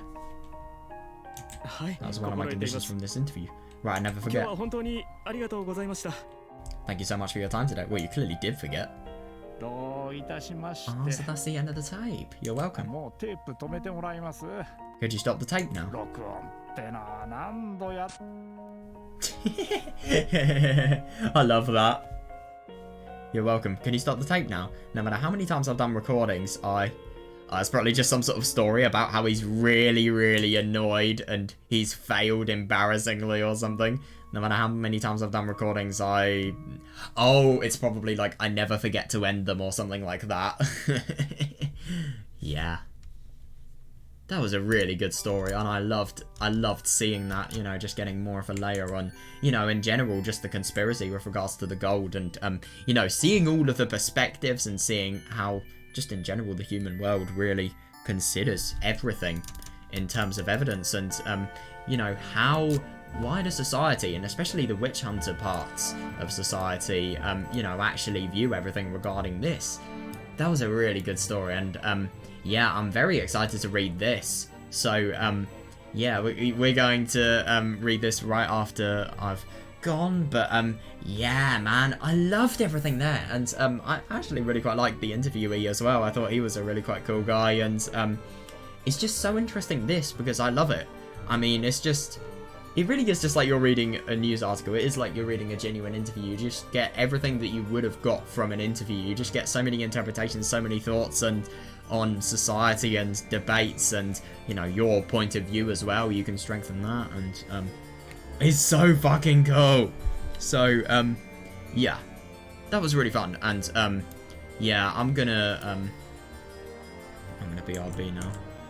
Yeah, so, see you in a bit. Alright, okay, I'm back now, so, yeah, it's really quite early in the morning, so, yeah, I've got to be a little bit quieter today, but, yeah, it's going to be really quite fun just to see what we're actually going to be able to play today. So, I'm thinking we're going to play some sort of, you know, I'm going to play a story that hopefully gives us some more, you know, just additional characterization for The characters. We have never met Chiester 556. So firstly I want to obviously hear what she sounds like, hear her personality, you know, just the usual stuff. So yeah, I'm actually really quite interested to see what this story is going to be. So yeah, I was going to read this one, but then I realised that it isn't as serious as I thought it was going to be.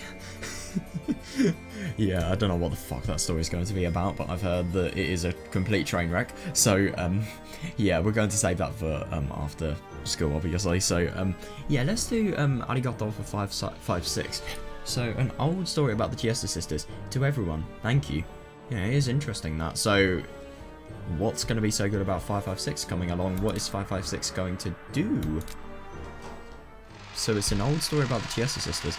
And the Chiesters sisters, we haven't really seen much in terms of characterization for them. So it's going to be really quite nice to see their background. Oh, odd little location. Oh yeah, Arigato for 556. It's a really nice little background here. I think the backgrounds they made for Tsubasa are so sweet. The first one, damn, really quite action-packed song. The Chiesters sisters' Imperial Guards were supposedly a memorial corps formed in commemoration of the flight of the Red Dragon. Yeah, fair. Seriously? However, that was merely a superstition. Really? According to the Ministry of Defense, the formation and all operations of the Chiesters sisters were carefully planned for. Yeah, that makes sense. I mean, obviously, oh yeah, so this is definitely a story that you need to read far into the game, judging by the usage of episode 7 backgrounds, but yeah, what I find interesting about this is the fact that, you know, they're carefully planned for. You know, they literally have computers that sense the locations of people. I mean, that is just AI years into the future. It's way more advanced than anything we have on our planet right now. Of course they will be well planned. For 68 years, oh yeah, of course he just had to make it 68. Yeah, he wouldn't make it one more, no way. For 68 years, the Ministry has been gathering design documents from all domestic military magic manufacturers in order to create a new type of military magic manufacturers. I love it. To create a new type of magical soldier for the Imperial Guard. Jesus fucking Christ. 68 years, and they were actually made by the Ministry of Defense. That's really interesting to me. Oh, there were strict specifications for this so-called 3F project. I love it. Yeah, those specifications, namely, were first detection, first shot, and first kill. Certain convenience factors, such as ease of maintenance and quick deployment, were also requested. No, because you can quite literally summon and teleport them. The only thing is, it's really funny whenever, like, I'm actually really quite surprised to say, even though these things were planned for 68 years, they still have, I remember in episode 4 they had an error, where it was kind of like Ryukishi was just making loads of references to his PC, and the errors it would cause, and, you know, there was a 10-minute update error, even though the Chiesters were in the middle of a really important mission, which was, you know, that tea party with Wadagiriya, where, you know, Kinzo had really insulted all of the Chiesters, and then they had come to him crying, and then obviously they had been sort of sidetracked while they were being you know, they were sidetracked by that update time, even though they were meant to be killing people.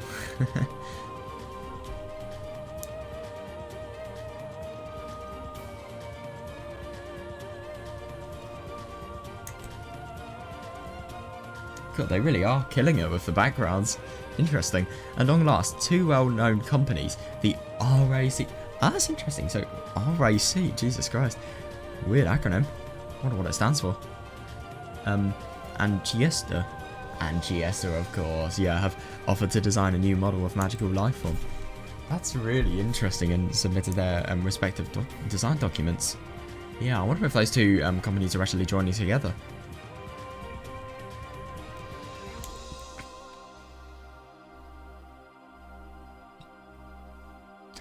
Oh, I see the RIC have made impressive changes to the traditional Model M to bring it up to date with the new Imperial Guard specifications. Oh, interesting.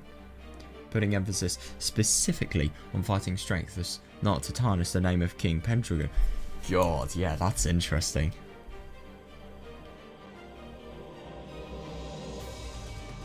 Yeah, in order to meet the 3F specifications, the model was given... I just find it so funny to think that these, you know, literal people with personalities were quite literally made from, I mean, obviously this is all illusionary, but still, they were quite literally made from, you know, companies. So who are their parents if they're made from companies? The people who actually made the companies or founded the companies themselves? Or maybe the people who had the most to do with the production of them? I'm sorry, but how do you just produce human matter? I don't understand. I mean, this is way, way into the future. And if it's not, then it's way into the side with magic. So, well, no, it can't be into the future. It can't be. But, yeah, still. Because of magic, it's as if it's in the future. Yeah, the model was given overwhelming independent offensive capabilities and a tremendous capacity for onboard weaponry. Yeah, good one, yeah.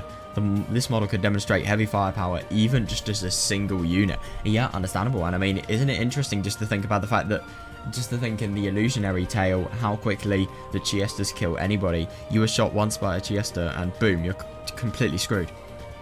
This model could demonstrate heavy firepower even as just a single unit, and at least based on the design document. Jesus Christ, was powerful enough to rewrite the entire history of weapons.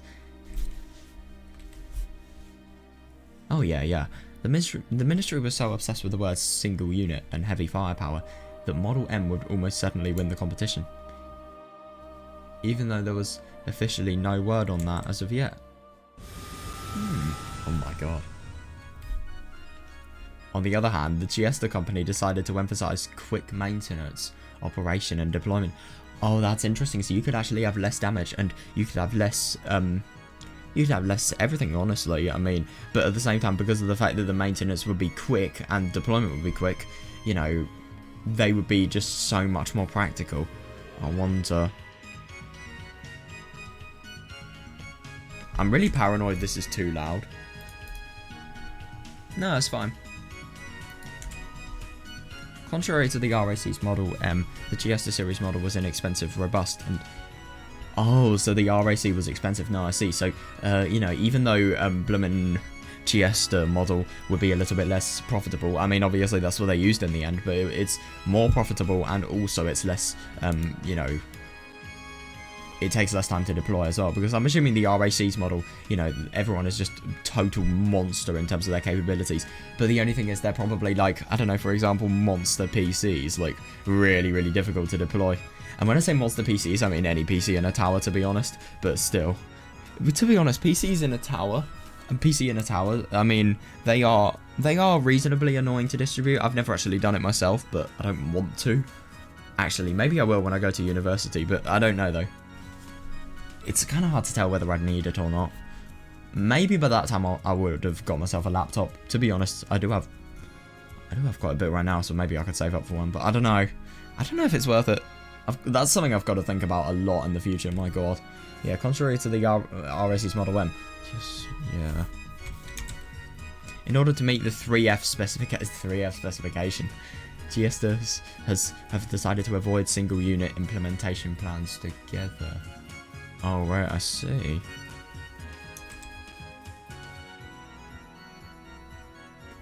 Oh, yeah, that's good. Yeah, the Chiester series was developed with a unique communication ability that allowed them to coordinate matters of tactics. Yeah, that's really, really good. Yeah, make the battle as informed as possible. Despite the series having multiple advantages, officials were under the impression that the minister intended to create individual units powerful enough to be King Pendragon's. Yeah.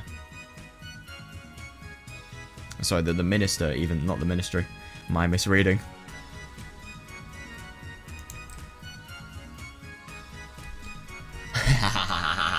Oh god. So they hadn't paid any mind to the Chiester design at all. Yeah, understandable. Yeah, Yukishi's favourite. However, that decision had to be re-evaluated due to ongoing changes in the state of military equipment. Oh, I see.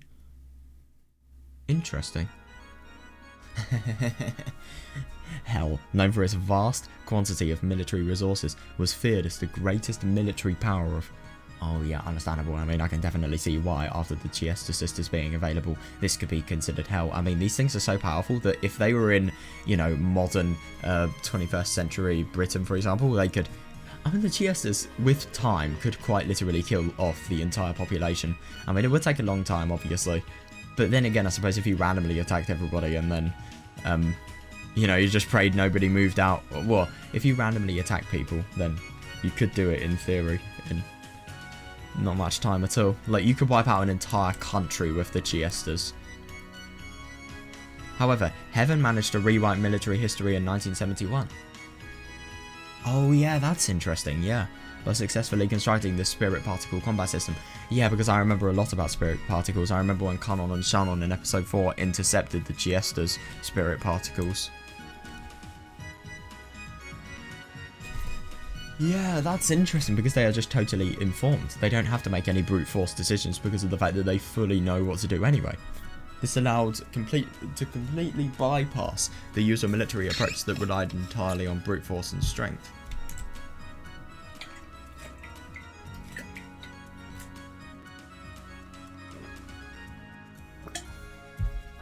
With this new system, the figure of a heavily armed lone hero became a thing of the past and was... Oh my god, I know, yeah. And was relegated to fairy tales and stuff. Yeah, because they are so powerful now that they don't even need that. And now that we know about the Chiester related things, now all we're going to see is people perish. Because even though these inventions are, let's be honest, some of the most brilliant and talently done... No, brilliant inventions done with as much talent as possible. You know, what were they originally created with the intent of doing? Destroying human lives. Like, it's horrible. But that is the horrible thing about humanity. So many of our brilliant inventions are just because of, you know, military purposes. For example, without World War II, there would be no computers. But I suppose you could think... Well, I suppose the breaking of the Enigma code was the big start of it. So I suppose that was the start of a lot of decryption related stuff. So I do wonder...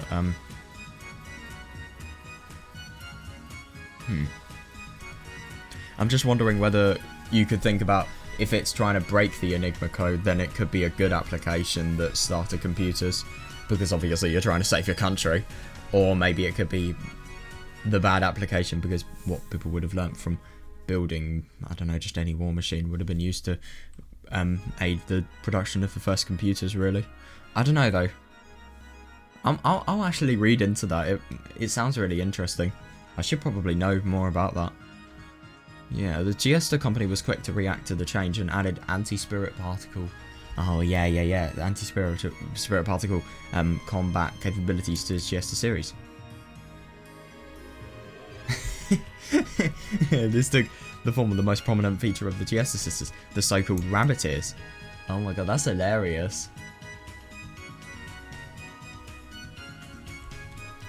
Oh, good one, yeah. The RAC, meanwhile, could not modify the Model M's traditional hardware to include the new capabilities.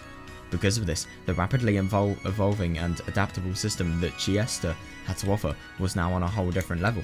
Yeah, that makes sense, yeah. Additionally, in direct contrast with the Model M, Chiester has sacrificed the amount of pre-installed on-board equipment so that their model could specialise in stealth. Yeah, that's good. God, yeah, brilliant. In addition to that, the Chiester lobbyists were showing strong efforts. Yep, and after this, they're just going to watch their balance go up and up and up. Yeah, fair, yeah, that year, the Ministry of Defence made a substantial change to the 3F specification. Oh shit, and declared anti-spirit particle combat measures to be a top priority. I mean, I get that they have them, I just don't know if, because of the fact that they're a top priority, they're good enough, are they? Oh my god, that's hilarious, yeah, and thus, the previously overlooked Chiester sisters ended up in the limelight in just a single day. Yeah, that's impressive. Yeah, the final implementation of the Chiester sisters has been successful, and the company was given the privilege of naming this new series the Memorial Order. Oh yeah, that's interesting, yeah, formed in commemoration of the flight of the Red Dragon. That's really interesting, I like that.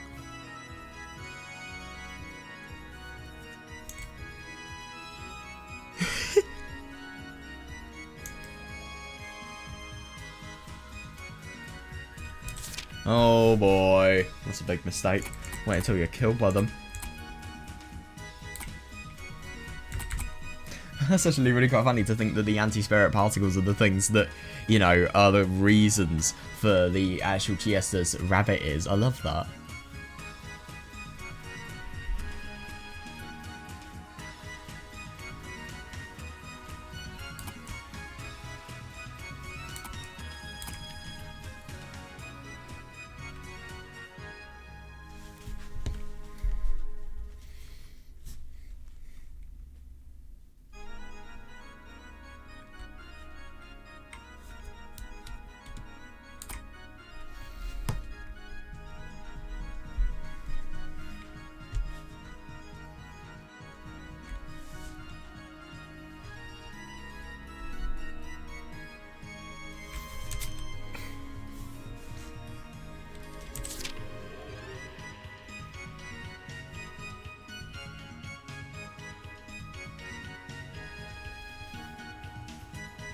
Yeah, that's really interesting.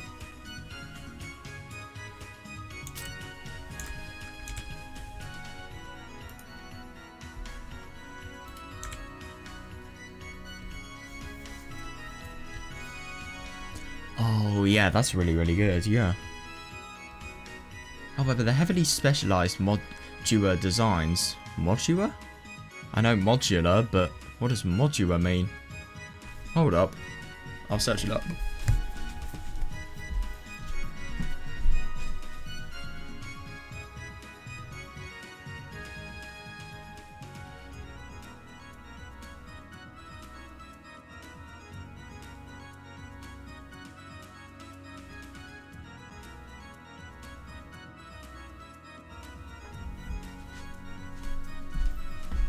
No, I think that was a typo. Because I'm not getting anything when I search it up. So, yeah.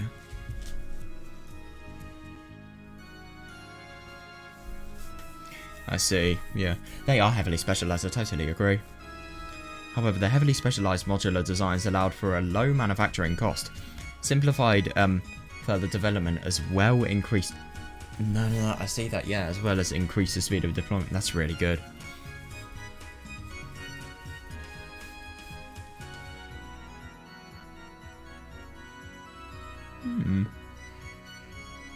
Now, that's just really quite interesting to think about the fact that the RAC probably has so much in terms of not only manufacturing costs, but also, you know, just weight. They're less practical, they don't have the anti-spirit particle measures, and, you know, they are just the rejects, which is actually really quite a shame. I do wonder what the Chiesters would have been like if the RAC had actually been into prominence.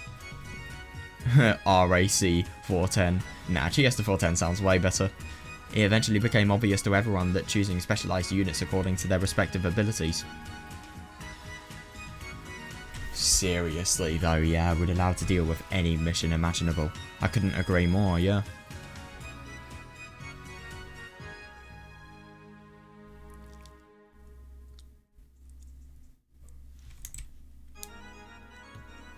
Yeah, fair.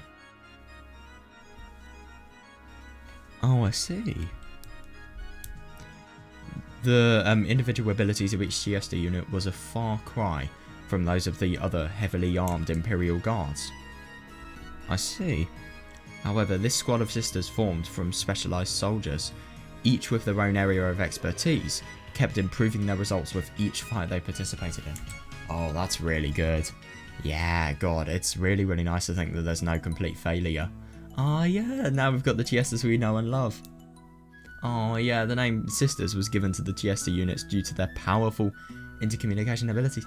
That's sweet. I mean, I just find it genuinely so weird to think that all of these really quite sweet characters, you know, I mean, I get that they are sweet and everything, but I just feel really bad, honestly, because they all have personality. I mean, you know, you two especially. And Chiester 556, I can't really say. I find Chiester 556, sorry, fucking 410 even, I find her really irritating, but, yeah, these two especially, I think, you know, they just have really nice personalities. It's just, I just feel really bad, the fact that they have no real creation story, and that they were quite literally made in a factory. The name Sisters was given to the Chiester unit. Well, then again, though, I mean, Muddy Ass Bunnies were made in a factory, so of course these are made in factories. The name Sisters was given to the Chiester units due to their powerful intercommunication abilities. Yeah, it's understandable. They have such powerful intercommunication abilities that, you know, these people can actually talk like sisters. It's really sweet, that. And I think it's good that, you know, I mean, these are beings that are literally made from a factory. Make them live a good life. Like, seriously.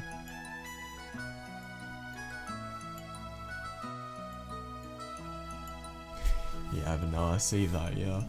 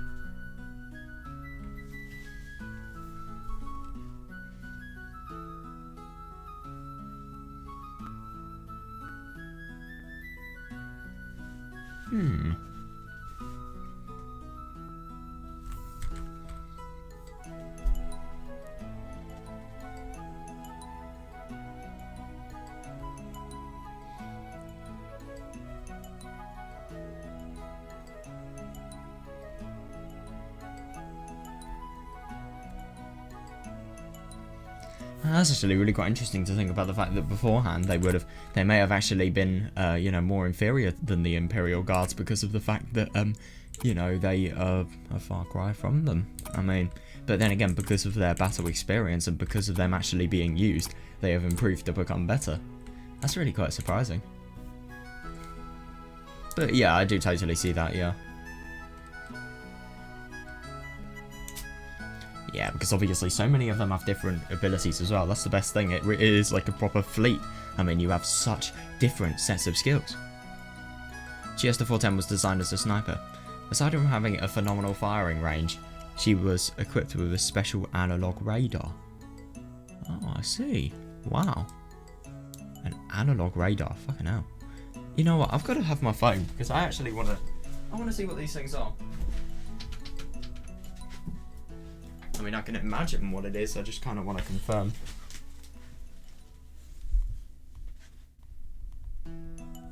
What does it look like? Oh, I see.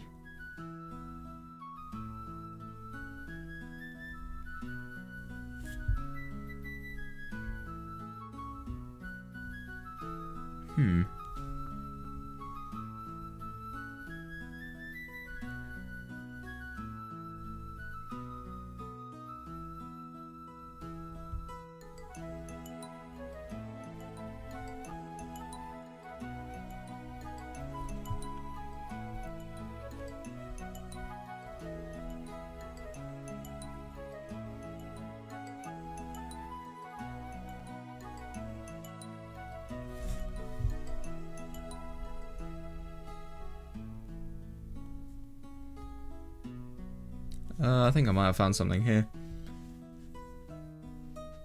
So yeah, it looks like all radars are displayed differently. So some of them are displayed digitally and some are displayed with analog means.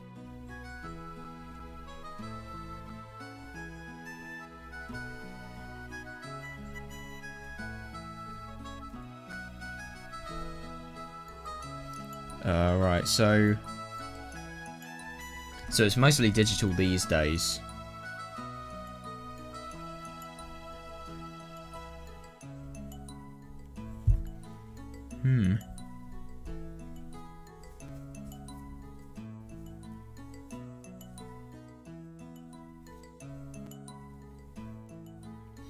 So apparently an analog radar is based on continuous signal processing and is simpler but less capable in terms of resolution and flexibility. Right. Yeah, so this is an image of an analog radar. Look at this. It's really quite cool. So that is basically what the Chiesters have fitted right into them, and I think that's just hilarious. You just have such a powerful piece of military kit that is just fully fit into this person. It's so weird. Spirit particles themselves provide precise information. Yeah, fair enough, yeah. Yeah, with that in mind, their data should obviously be read digitally. Yeah, why isn't it read digitally? However, the battlefield itself is analog, not digital. But yeah, fully understandable, yeah, I mean, you can't fight digitally, I mean, that's just absurd. I mean, I suppose it would make more sense if it was actually a digital fight to have a digital radar, which I'd assume would probably be faster, but I don't know. The possibility for unexpected... Oh, yeah, definitely, yeah. For unexpected circumstances outside of pure ones and zeros did exist. Yeah, definitely, yeah. Oh, I see. Yeah, so if you make some of them digital and some of them analog, boom, that would be really good, because I'm assuming what happens here, because of the fact that she's analog, you know, I suppose if it's digital, I don't know if AI would exist here, but, you know, it would probably only be...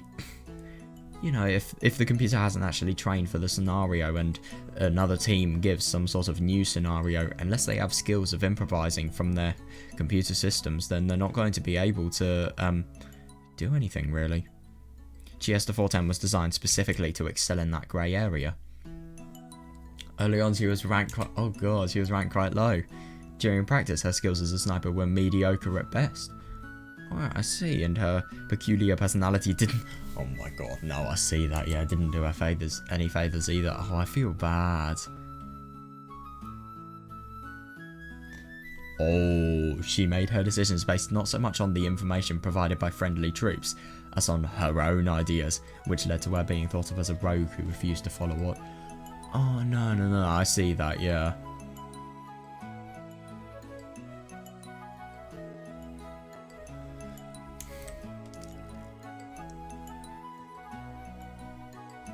Oh, that's really sweet. However, after she was paired with Chiester 45, who specialised in firing calculations, 410 started to rapidly improve. Yeah, that's interesting. The following year, she participated in a war between several puppet nations. Puppet nations, oh my god. And dramatically blossomed into an excellent field sniper. I see. In just a week after taking up her post. God. In just a week after taking up her post, she had achieved a grand victory against the 34th, of course 34th, automated giant squadron. I bet you anything if I search that up on Google, that's going to be something that's in Sakonia. Bet you. I'm actually going to search it up.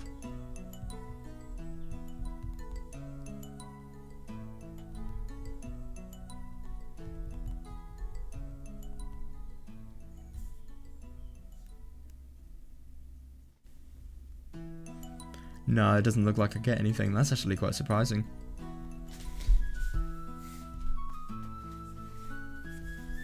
And just a week after taking up her post, she had achieved a grand victory against the 34th Automated Giant Squadron by using an armor-piercing sniping bow. Oh, I see. From a range of 1,800 Marut.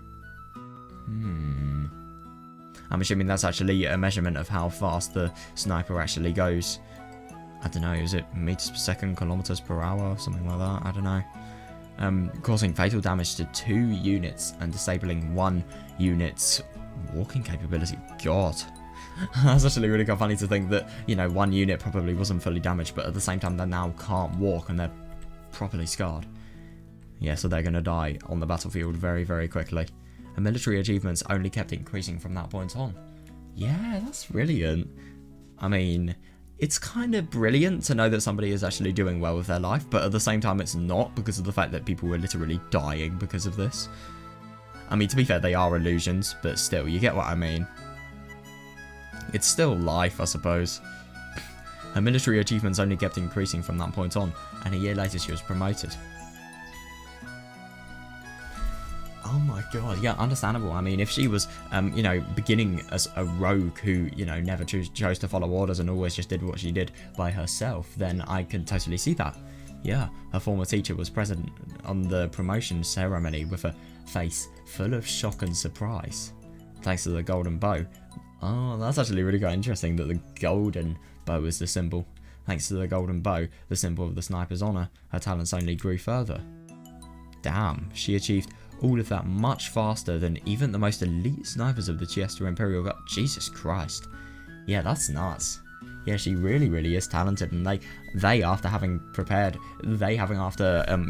her with Chiester 45, I mean, that's ridiculous that somebody who's average in the field can just go to the best. That's really interesting.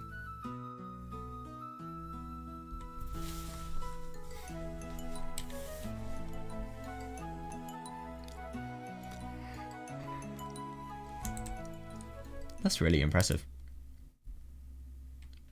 Or so they said, anyway.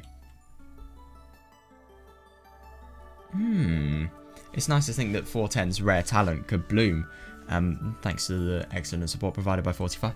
Yeah, it's actually really quite interesting to think that 45 was a result of her existence and, you know, the calculations she's been able to do. I suppose what that has done is it's improved Chiester 410's military ability because she knows fully where to fire as a result of, you know, 45's calculations. So I'm assuming beforehand she probably had a lot of talent, but she just had lack of decision-making ability. So now, obviously, it's a lot better.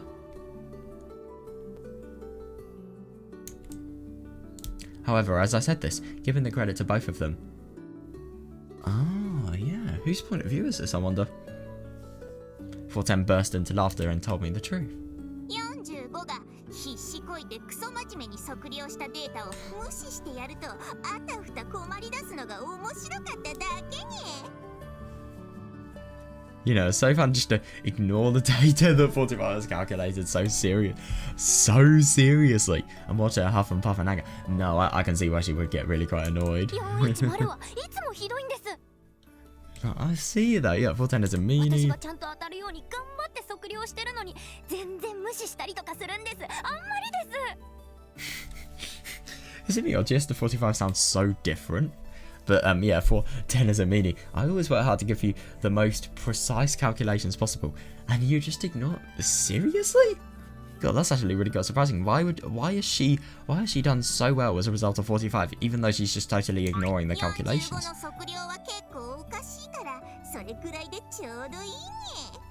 What? But what if they're the best?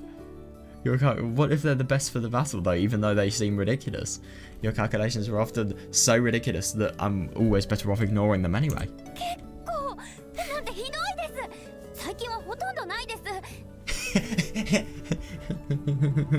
I love that. What do you mean ridiculous? How cool. I don't even remember when our last successful mission was. I'm actually really quite surprised. So even though Chiester 410 has a shit ton of talent in terms of a sniper, you know. I mean, yeah, that's understandable. Yeah, everyone just criticizes us. I feel kind of bad for 45 because if she was with a better partner, then maybe it could have had more potential. Yeah, let's talk about Chiester 45 as well.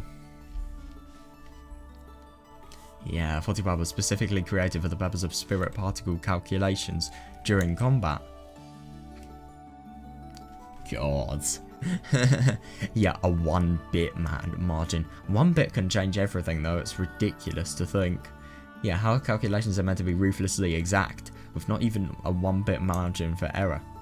However, these digital measurements cannot be interpreted well by units designed to process analog data. Oh, I see. Oh, wait. So, yeah. That's what Chiester 410 is. Oh god, that's actually really quite inconvenient. So, maybe that's why, you know, 410 feels as if a lot of the data from 45 is ridiculous. It's just because of the fact that she doesn't really have the processing power for it.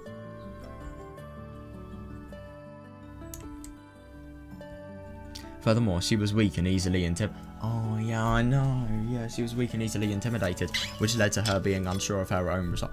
Oh, God. No, I see that. Yeah, in a manner of speaking, this made her the worst measurer possible.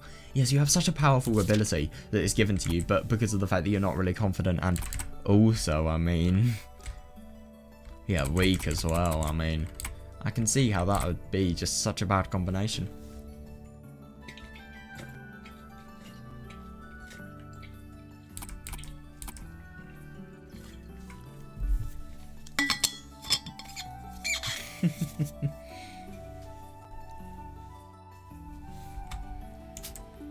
Oh, fuck. Didn't mean to do that. Fuck.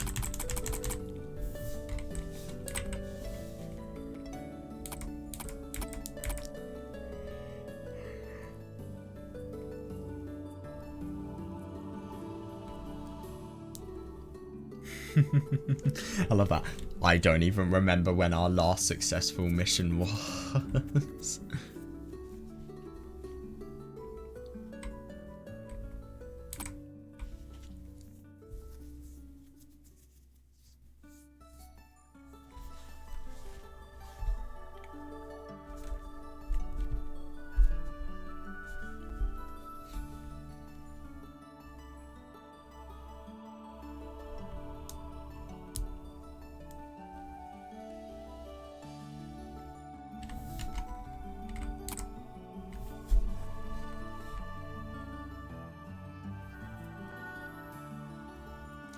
God, I feel really quite bad. So not only does 410 find it really quite hard for, you know, the data to be processed, but Chiester 45 also finds it difficult because of the fact that, you know, she is an analog unit and she has analog radars, for example, yet, you know, she is dealing with digital data. And I find it really quite surprising that you can be built so well to have such precise data, yet at the same time you can be analog. I mean, that's just such a design flaw if you ask me.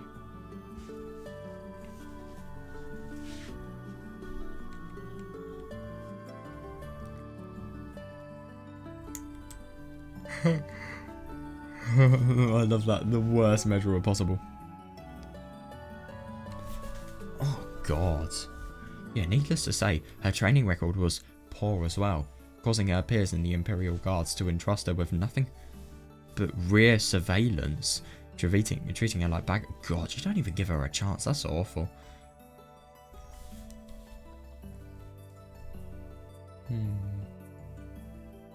But then again, though, I mean, if you do have a poor training record, and I'm assuming that's just because of the fact that she wasn't really that good on her training. So, you know, the peers, obviously, yeah, that's really tricky.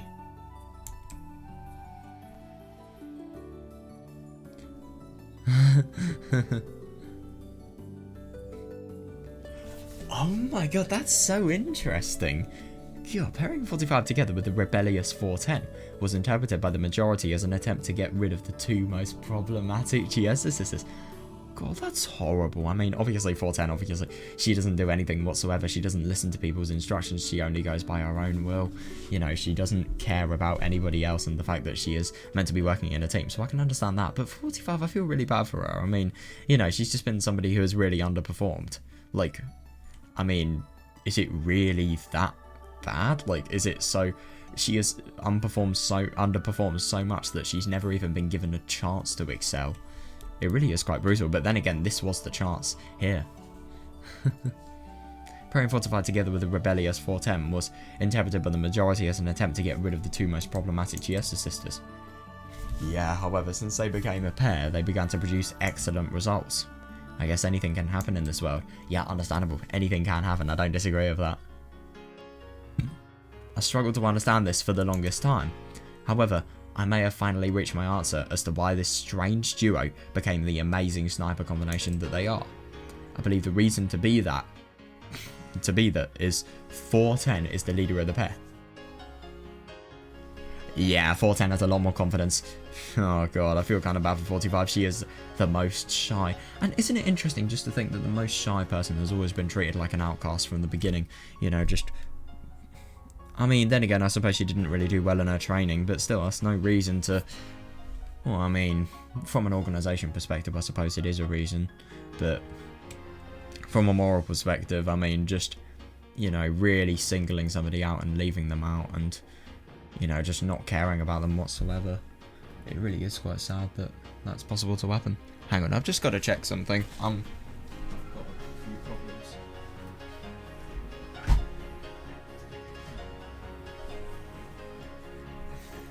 I'm actually really quite surprised how hot it is today. Last night, i.e. my fucking birthday, was a nightmare because of how hot it was. Like, the night was just... God, it was unbearable.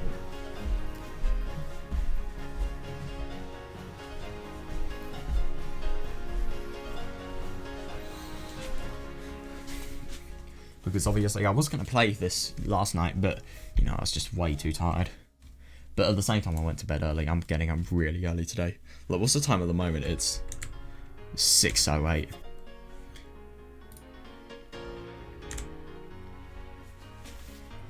thanks to her stubbornness and disobedience. Yeah, fair, yeah. Thanks to her stubbornness and disobedience, 410 was usually paired with more experienced soldiers who could monitor and control her. Yeah, I see that, yeah. Even if 410 followed orders only half-heartedly, she still could not disobey her superiors. No, I see that, yeah. She couldn't act independently. Yeah, it is interesting to think about the fact... Yeah, it is really interesting because of the fact that, you know, 45 is... She's not a senior whatsoever. She is the newest soldier. So you pair somebody who's really, really irresponsible with a new soldier. I'm just so surprised that it actually worked out.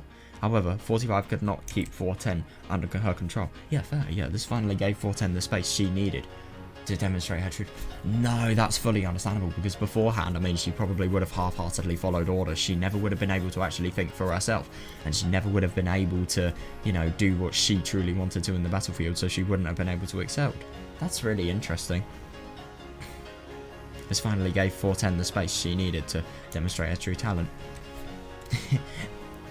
Calling this independence is a bit of a stretch, though. Perhaps it would be more accurate to describe it as...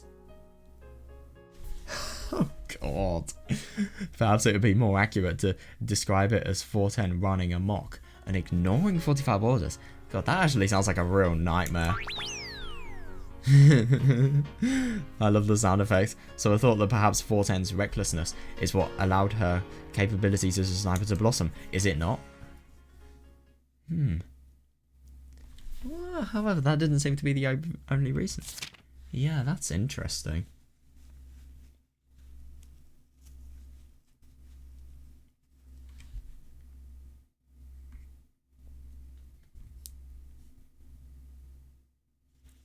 But no, I see that.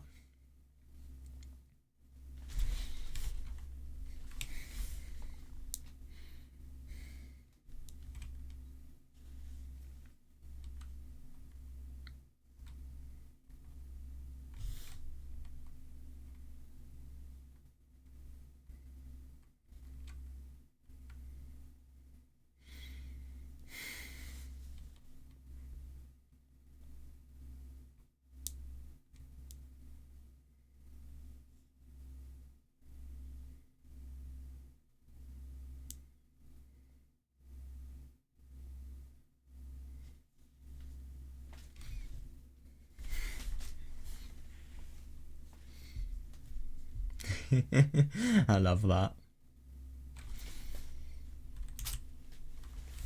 However, that didn't seem to be the only reason. The Tale of Sakutaro's Tenacity. I remember this soundtrack. I'm just surprised it has such a long name. I thought it had a really short one. I don't know. Oh, what was it? Oh god, that sounds so annoying. 410 like to tease 45 by purposefully ignoring their measurements. I mean, to be fair, at least these people are happy and they get on. So, you know, as a result of that, they are going to be having a fun time together. But, you know, they are kind of bad in terms of that. Yeah, so they're bad in a battle sense, but at the same time, I think from a more, you know, human perspective, it's good. 410 like to tease 45 by purposefully ignoring her measurements. Yet she could still pull off very difficult attacks. Yeah, that's good. Such astounding shots were surprised and shocked 45. Ah, yeah. Yeah, no, I see that, yeah. 410's self-satisfaction with this has further contributed to her military success. So I'm assuming what 410 actually does is she's probably listened to 45's calculations just a bit, but at the same time she hasn't fully adapted them. Yeah, fair, yeah. However, 45 hated being treated like 410's toy. She was a nice and honest... Agreed, yeah. She was a nice and honest person. And she justly saw this mocking and harassing relationship as unfair to her. It is just, I agree. God, I feel bad. She has on several occasions petitioned to be paired up with someone other than 410. Oh, yeah, you're gonna have to do it. Yeah, however, the headquarters were very well aware of the military success of this specific pairing. Yeah, that's really awful. Yeah, so her petitions were always denied. I mean, then again, I mean, at least they do seem really, really friendly, but at the same time, they're not producing results because Chiesters 410's ability is just simply coming from herself alone.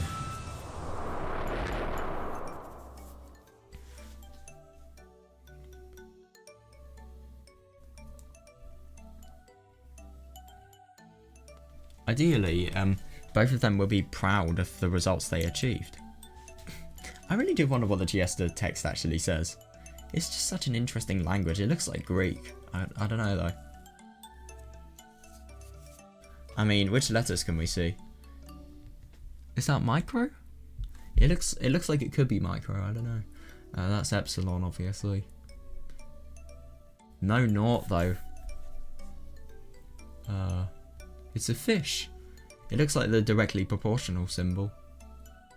I know that's a I swear that's a mathematical symbol. There's one where you can have that symbol and then you can have like a little line across it. It looks like one of the Polish letters. That looks like sigma. That is sigma, I think. And that looks like an ohm. And that's lambda. Oh my god, it's lambda! What about delta? Can we see delta? Oh no.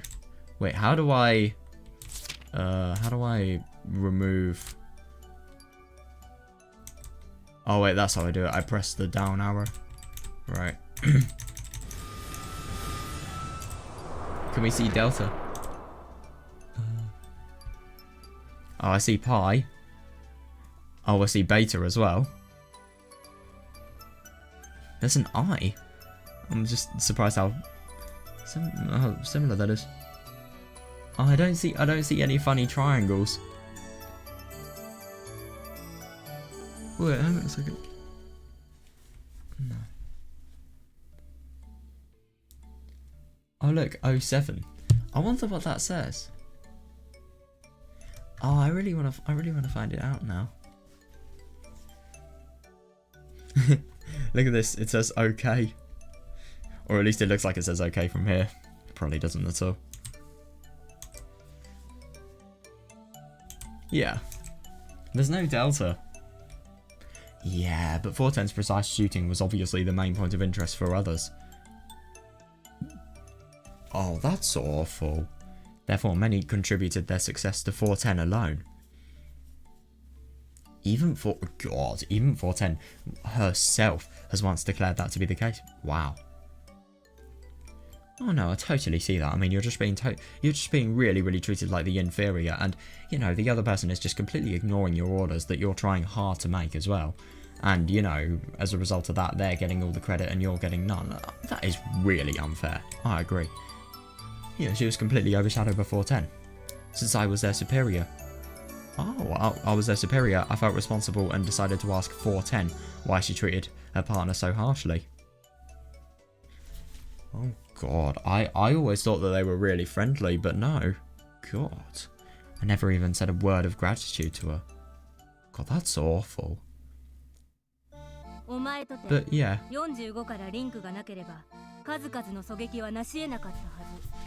Yeah, that's interesting. So Chiester 00 is the superior. Yeah, I see that. Yeah. Without 45, most of your shots would have failed. God, seriously though, yeah, shouldn't you thank her?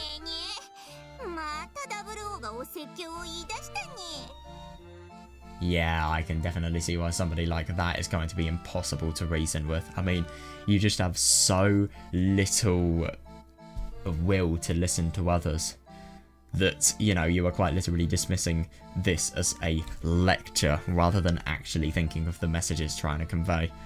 00 is reading more of her lectures. Nyeh. 410 stared at me blankly. Yeah, 45 had her own share of problems, and I tried to explain to 410 that she... Oh god, yeah, that she should try to put her mind at ease. Yeah, definitely.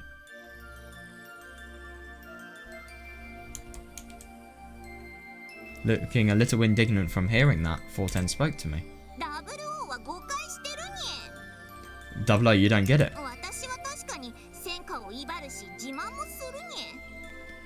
Yes, I like to act big and boast about our victories.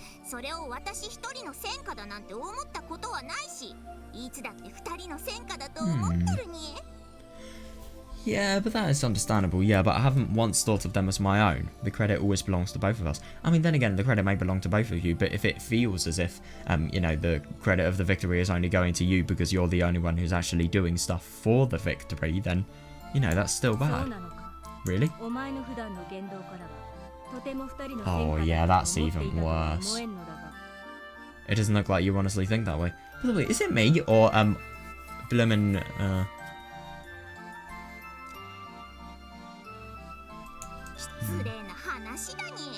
Nah, that's not rude, that's totally honest. I totally see how somebody like this would just not listen to anybody. Rude.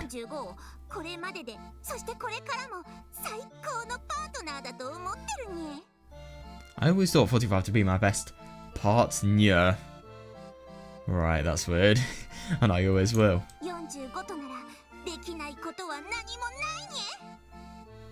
With 45 I can do anything.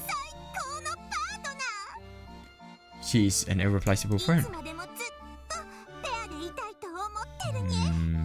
Yeah, you so don't think that. I always thought us an amazing team. Oh my god. Seeing her smile, I couldn't bring myself to tell her that 45 had petitioned for a partnership. No, fair enough, yeah. God. It's just so one-sided, and you know, she is actually really quite thankful. Wait, so you're actually thankful to 45? Yeah, and it's interesting just to think that she is actually really quite thankful to 45, and she feels as if, you know, the victories deserve her credit as well, and you know that she's as equally involved as, you know, she is. But at the same time, I mean, it's just never been told to her, and you know, it's such a one-sided feeling. Of course, she's my partner.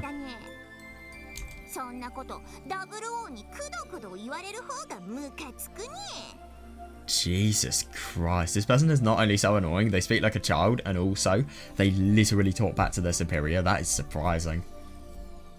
Of course, she is my partner. It kind of pisses me off that you would doubt that. Fair. Instead of admonishing her, I should have really been admonishing myself.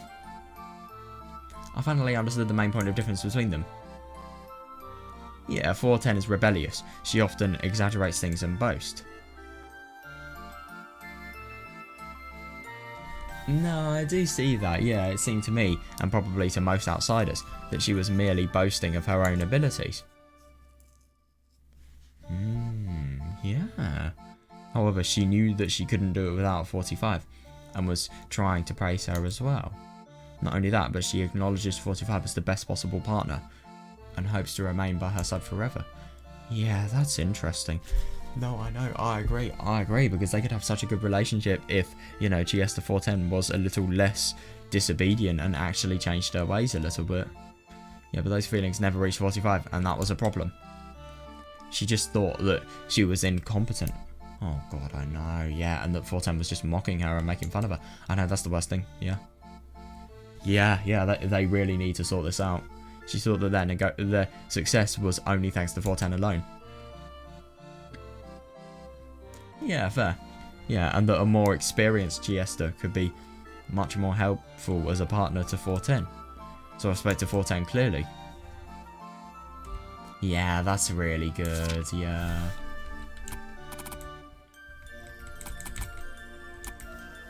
So I really do wonder where 556 is actually going to come into the mix.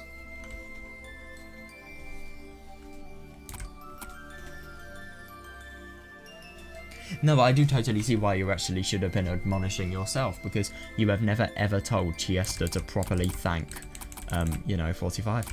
It's interesting to think about the fact that personalities are probably just entirely based on the orders you are given, because these people have to learn their morals and, you know, just everything about how to live with others from, you know, military experiences. They don't have any means. They don't have any means of actually gaining a personality any other way.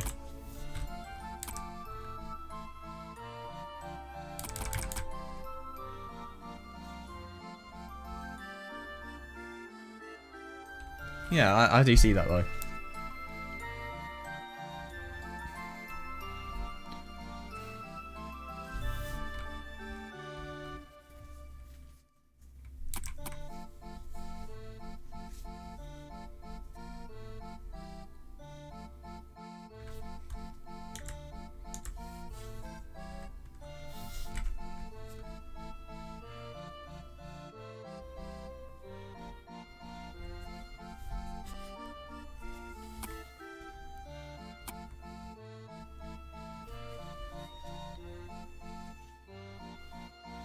No, I totally see that because obviously 410 feels as if, you know, they feel as if 410 is a proper boaster about her abilities, and that's the worst thing. I mean, yeah.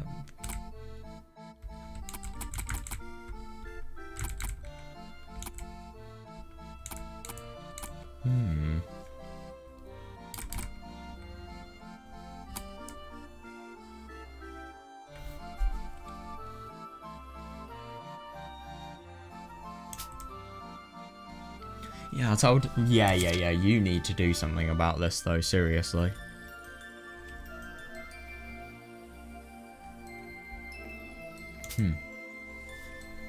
I told her that she should express her gratitude with words if she really is thankful. Yeah, fully, because that will make... I'm sure that will... What? But I don't want to. What? Oh my god, she's getting properly mad. Why?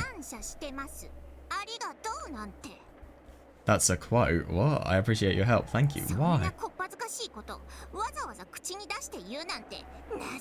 Oh, yeah, that is actually understandable. But then again, though, I mean, this person really doesn't understand other people. I mean, if you... I get that it's embarrassing, but if you don't do it... Well, firstly, the more you do something, the less embarrassing it will become. That is, if it's not something that's really bad. But what I'm trying to say is, you know... It's worth biting the bullet just a little bit. Funny phrase to use in a military context, but still, you get what I mean. It's worth biting the bullet just so that, you know, your other, well, your other inferior, I suppose, is happier. I appreciate your help. Thank you. That kind of thing is so embarrassing to actually put into words, you know. Nah.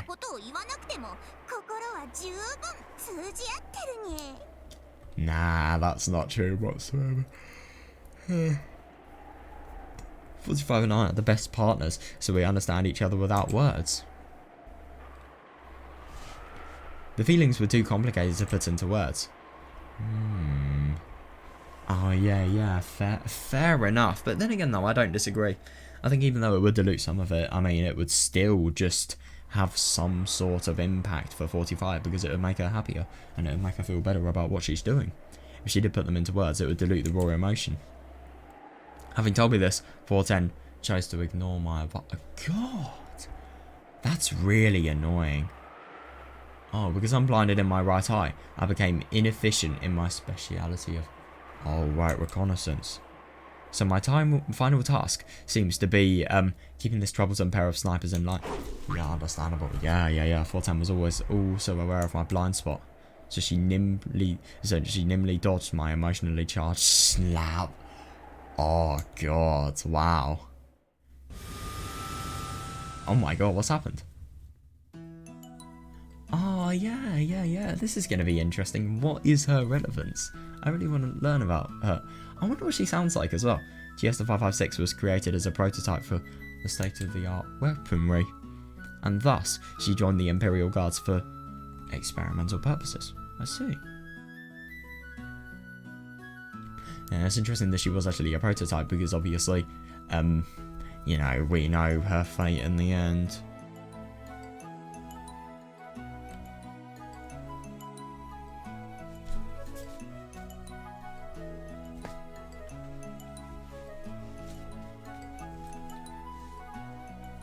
She specialised in fire support. Oh, I see, yeah. Or in other words, the heavy firepower. Right. Ooh, God, yeah. At the time, 410 has already achieved worldwide fame. Worldwide? Fucking hell. I mean, I get that she was good, but I didn't realise she was that good. That's ridiculous. At the time, 410 has already achieved worldwide fame as a charismatic sniper. So the management believed that joining her up together with 556 and her new weaponry was a surefire way for 410 to achieve even greater victories. What about 45 though?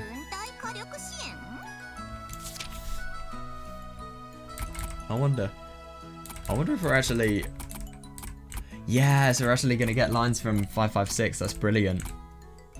I really want to... I'm curious what she sounds like, what her personality is like as well. Because I like the Chiesters. They all have personality really good. You know, it's all really fun, and I think they are just in general really quite entertaining characters to learn about.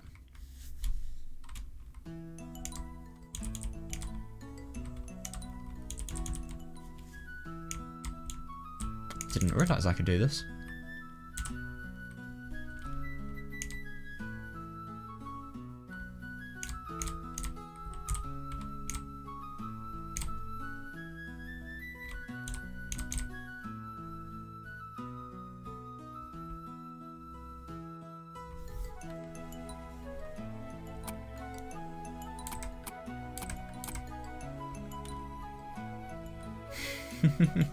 My emotionally charged slap, I love it.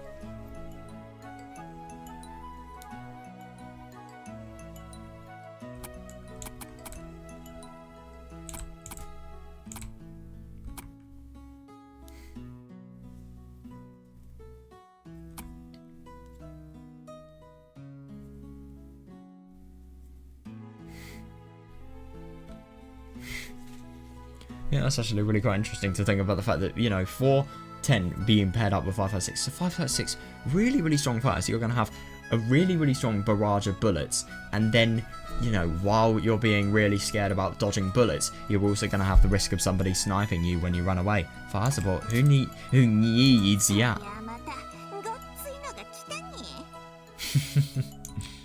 私たちのペアは遠距離に特化していますが、大量の敵による一斉突撃を近距離で食い止める力には欠けています。Our pair specializes in long-range attacks, so we're lacking in the ability to suppress enemies at short range. Agreed, yeah. それを補ってくれる方なんじゃないかと。I think she's meant to help us compensate for that. 遠距離で美味しい獲物だけもらって、あとは神出鬼没に蒸発ってのがうちらの Yeah, that's going to be tricky. That really, really is going to be tricky. But the only thing is about Chiesta 410 is that, you know, she's going to have to, you know, make it so that she's accustomed to 556. I mean, it doesn't really matter about the fact that this is their specialty. What if it goes wrong? Then Chiesta 556 can help and she can get the victory. Picking off delicious prey, Jesus Christ. Picking off delicious prey from long distances and vanishing into thin air is our specialty.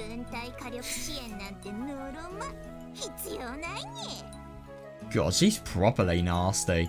I mean, though she does seem really, really boasting, it's just, I just genuinely can't believe. So the thing is, a person like this, she really hasn't had much of a moral compass developed. I mean, come on, like, you're quite literally saying about everything about, you know, the fact that, you have so much military sense and yet you don't really have the moral compass sense to, you know, actually support and thank and, you know, care about the welfare of your, inferior. Or subordinate, I suppose. Yeah, let's say subordinate. That's a way better word to use than inferior. Vanishing into thin air, though. I love it. We don't need no stupid fire support. Chiesta 410. You should know the rules of double negatives. No, seriously though. Yeah, 410 was saying that they had no need for a newbie who would only get in their way. Jesus Christ, that's really rude. Oh god, yeah, fair. Fair enough, yeah. No, but it's our specialty. I mean, obviously 45 wouldn't really think of that, but, you know, in the heat of the moment, but still it is their speciality. It's not just hers, it's theirs. That's a really quite key choice of words there. However, since 45 thought of herself as a hindrance as well, those words hurt her. No, that's understandable, yeah, even though it's just so sad how one-sided it is, it really is. But 410 simply didn't want anyone to intrude on her relationship with 45. She thought things were already perfect as it is. Yeah, but then again, 45 doesn't, so, you know, if it's going to be one-sided, make the other side have some sort of benefit. I understood what both of them were feeling, and yeah, the situation made me uncomfortable. Yeah, fully understandable, yeah.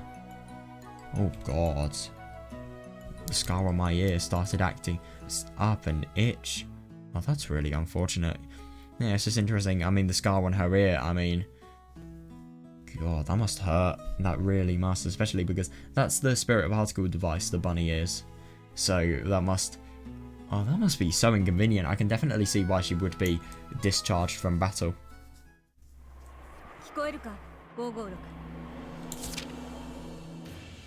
Oh my god, this theme. I love this theme.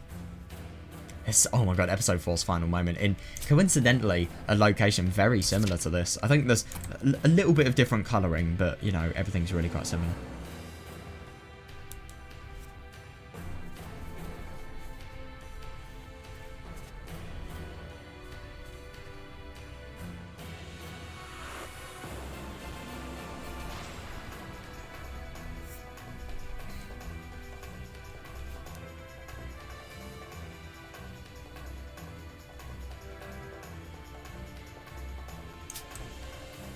Do you copy 556? Do you copy what? What are you copying? Do you copy 556? Are you ready?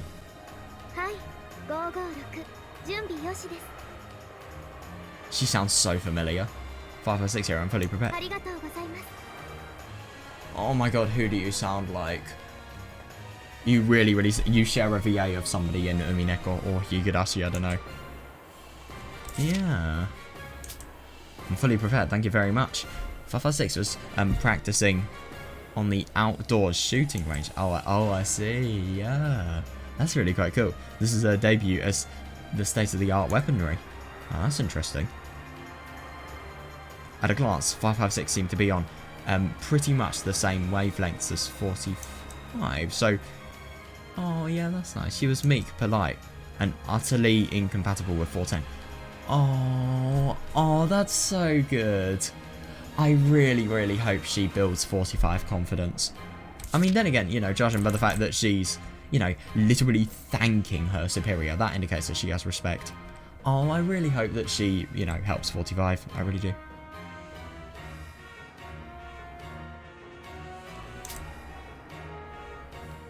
She was meek, polite, and utterly incompatible with 410. Right. What now? Blue target group. Interesting, so this is actually going to be some sort of practice battle.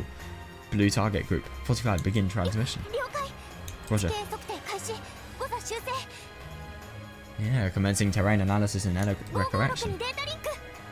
Oh yeah, brilliant. 556 data link.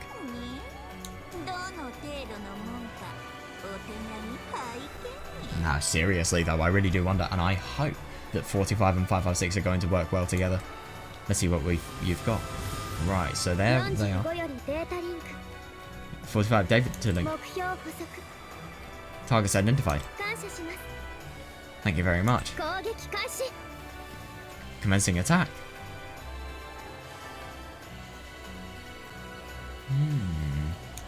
So they're really quite close range attacks. Ooh, crude lead, fucking hell. I wonder what that looks like. Crude lead.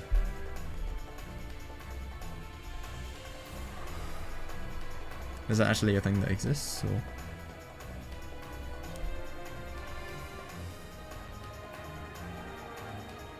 Fucking hell, so this is what it looks like in its ingot-like form. Look at that. That's insane. That's so weird.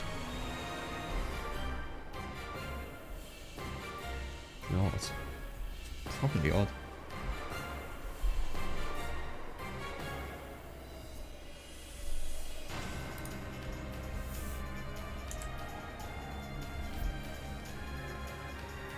Oh, I feel bad. It didn't even have a hint of the greatness that the golden bow of 410 and 45 possessed. However, elegance has nothing to do with firepower. No, seriously though, yeah. Ooh.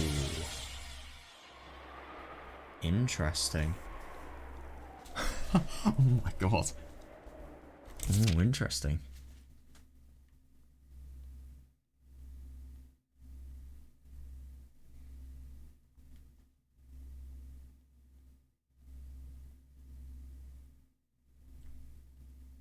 Yeah, but that is understandable, yeah. In direct contrast to 556's gentle looks.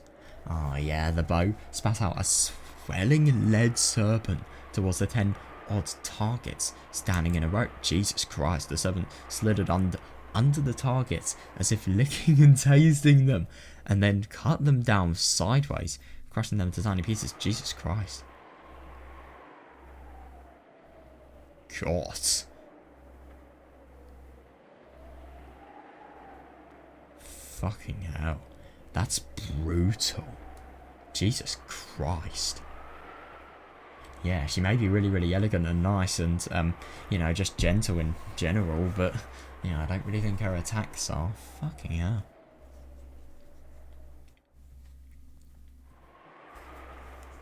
God. It was nothing like beautifully sniping and piercing the opponent's weak point with a single golden arrow. Nah, fair enough, yeah. Oh, that's interesting. She is totally powerful. She would be a very good match for those two.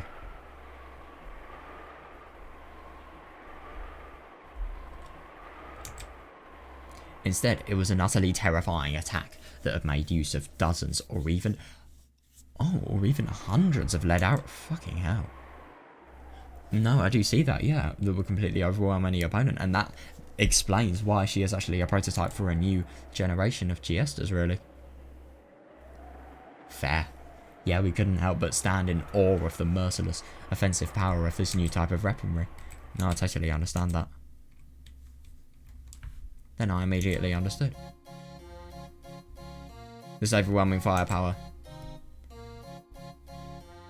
would only set 410's heart alight. There's no doubt. Ah, this would be a giant headache. Oh look, it's starting. Oh. Oh, 410 is teasing her already. What a pain. It seems you know your stuff. Arigato. Thank you very much. Oh, she takes that as a genuine compliment as well. 45のデータリンクのおかげです。 Oh, yeah, good. Yeah, 00, I don't think this is going to be a pain. I think this actually really will be likely for 45 to actually, you know, have fun with, you know, 45 to have fun and obviously to have better relations that are made. I really hope so, because she has a brilliant ability and she's never thanked for it. That's the worst thing.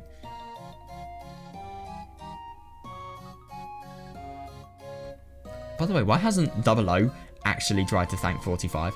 Well, maybe she has, but I mean, she cares about them, of course she has, but you know, if Chiester 410 doesn't listen, then those efforts are just going to be totally meaningless because nobody else apart from her is going to acknowledge them. I suppose it would because obviously it would make her more competitive and maybe less, you know, audibly appreciative of 45 and her efforts, and more egotistical as well. It seems you know your stuff. Thank you very much. It was all thanks to 45's data link. Good, yeah. No, not at all. At such a short range. Oh, God. Yeah, that's annoying. Please disprove her. No, not at all. At such a short range, your radar alone would have done just fine, 556. Good. By the way, she really sounds like Shannon, or is that just me? Nevertheless, my firing succeeded thanks to the data provided by you. Yeah, that's really nice. Thank you very much. Oh, I feel really bad for 45. You know, I've been in this situation a lot, actually. And, you know, especially when you're making so much effort, but, you know, nobody cares and you're just bullied for it. I mean, you know, you do need people to thank you. Apart from yourself. No, but then again, I suppose 45's a lot worse because I suppose, you know, she just doesn't really have much self-belief. She hasn't really been developed with having self-belief, honestly. Oh, she sounds so pleasant. Yeah, 556 had a calm demeanour and a gentle way of talking. She also had the tendency to express her gratitude indiscriminately. Yeah, no, I see that. Yeah. Almost every time she responded to someone, she would thank them. Yeah, maybe that could undermine the nature of a compliment.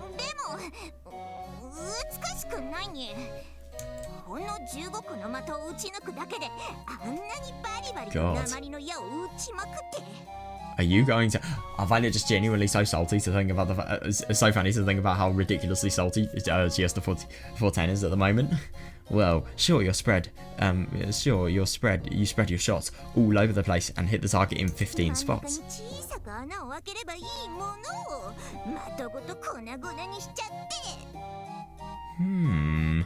Yeah, but all you had to do is just pierce the middle one, and the target would have been completely shattered. This is going to be interesting. Hey, 410, that has no relevance in actual combat. Yeah, let 556 do her job. 556, don't pay her any mind. Seriously though, yeah, 410 can be somewhat difficult. No, it's no problem at all, 00. Thank you very much. そして410もありがとう。 Yeah, thanks to you too, 410. そうですね。美しくないし、いくら戦争でもああいう戦い方は良くないと思います。 No, I do see that, yeah. Thanks to you too, 410. You're right that I could have done better. それを教えてくれてありがとう。 That's interesting. I mean, then again, I do kind of see that because obviously it is just really merciless. If you have one target and yet you kill everybody around it, I mean, I get that you obviously have a lot of power to kill people, but firstly, that could potentially be an inaccuracy that may, you know, in the future lead to battle problems. Like, what I'm trying to say, if you kill all of the people rather than just your enemy, then, I mean, of course it would be problematic, because what's going to happen when, you know, let's just say there's a barrage of people and you can't kill any of the other ones because, I don't know, they have some sort of confidential information or something like that. Like,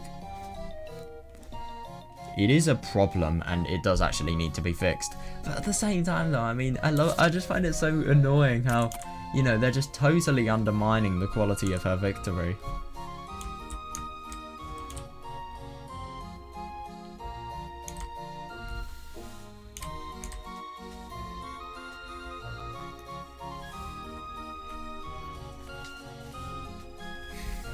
Yeah, but I do see that.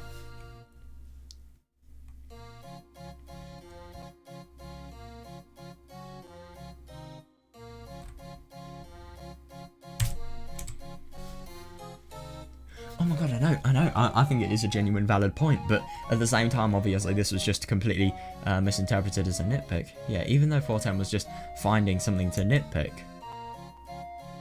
Yeah, that's good. Yeah, 556 smiled gently and thanked her anyway. 410や45ほどの腕があるなら。 Oh yeah, I think it's really nice that you're acknowledging 45's skills as well. Well, my skills as great as yours, 410 and 45. 正確に狙ったところを射抜くことで、不必要な痛みも無駄な犠牲も一切出さずに。 God, yeah, I could aim precisely where I needed 最 to. 小限の痛みだけで任務を達成できると思います。 And crush my victims completely without wasting any ammo. Yeah, you do waste ammo as well, that's key. 私のような乱暴な射撃では相手を無慈悲に打ち砕くだけ。 Oh, I'm surprised. But my crude weapon is not designed for such戦 precision. 場であっても無慈悲であることは許されないと思います。 I don't think it's acceptable to be clueless on the それ battlefield. を教えてくれてありがとう。 Thank you very much for bringing my attention to that.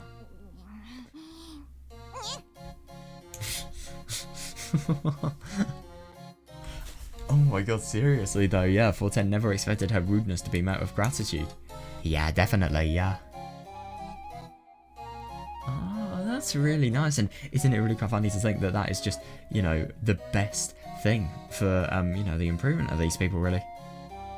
Yeah, afterwards, many similar incidents took place, with 410 picking fights about various things, and oh yeah, 45 desperately trying to patch things up. No, I see why. Yeah, I mean, especially if you're picking a fight that could potentially make you look really bad in front of other people, you know, you really do need to try and obviously make it so that everything's piled up. But I think it's really quite interesting to think about the fact that, you know, she's always teasing her about something that could potentially change, and yet she is actually improving herself. It is really quite strange, but then again, I do see how it can work.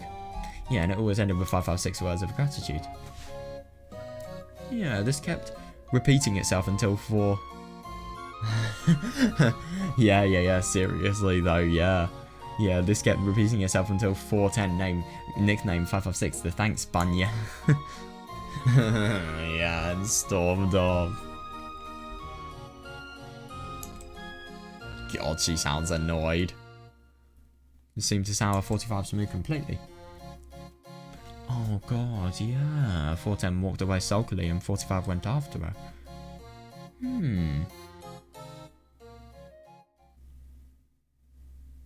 We're in Lokejima. Couldn't agree more. Yeah, thanks Bunya is a horrible nickname. Not at all. チームメイトに初日にあだ名をもらえるなんて思い No, ま I せん do で see した that から actually. 嬉しいです。 Yeah, I never expected my teammates to give me a nickname on my very first day. It's an honor. Yeah, isn't it interesting just to think about the fact that these new Chiesters have been totally programmed without any, you know, any means of hostility whatsoever. Yeah, not at all. I never expected my teammates to give me a nickname on my very first day. It's an honour. Oh, I see that, yeah. I mean, it's actually really quite interesting to think about the fact that this bunny, I mean, God, I just find it so awful to think about the fact that, you know, we obviously know what's going to happen to her. She's going to be completely killed when Lothar throws her against the wall. God, but yeah. I just wonder how she's going to die in the illusionary world. But then again, I find it really quite funny to think about the fact that, you know, because of the fact that she's grateful to having a nickname on the first day, even though it may be a little bit bad, you know, she's still not going to get annoyed, even though that is probably a really quite ungrateful nickname.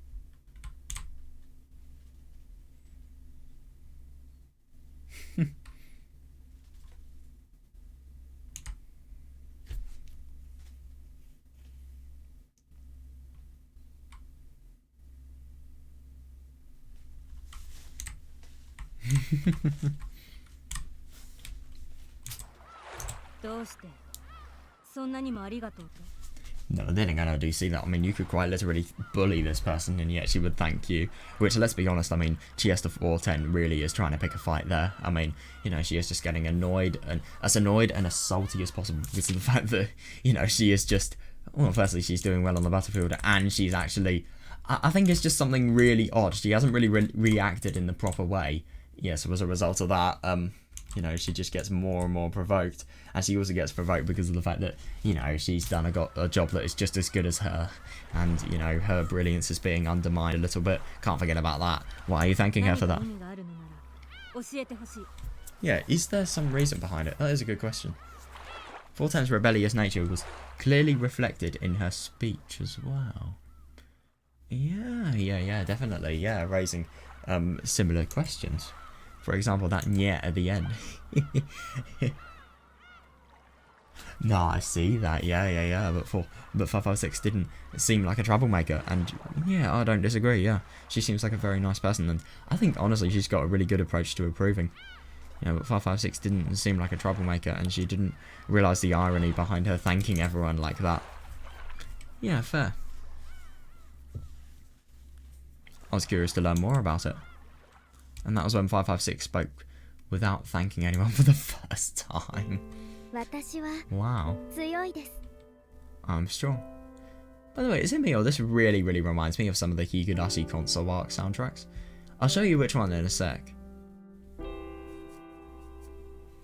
I'm strong. This is a really sweet CG of 45 as well. It's really quite cool. I'm strong. Yeah, that's good. Yeah, I got excellent marks from the Chiester headquarters test team. Yeah, so I'm assuming obviously 45 didn't really get the best ones. Fair, yeah, but none of that is something to brag about.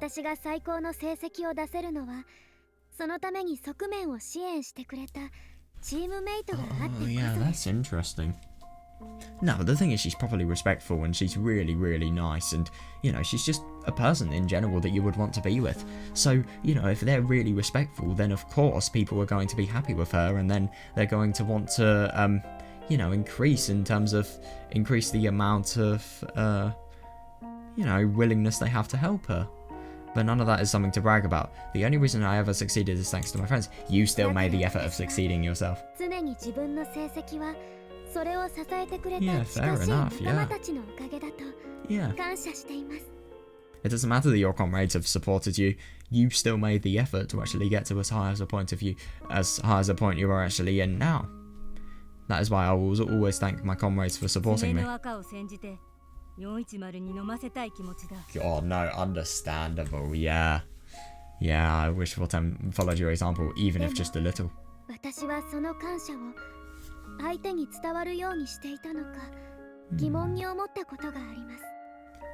But I always get worried that my gratitude doesn't reach them, which causes me problems. Reach them? はい。 Yes. 私はみんなに感謝しています。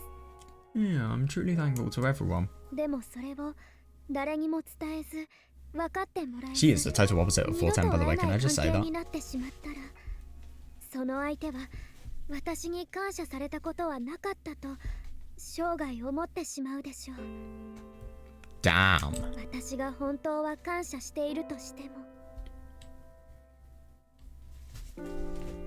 But if I don't say it, they might never know about that. Yeah, but that's understandable though, yeah.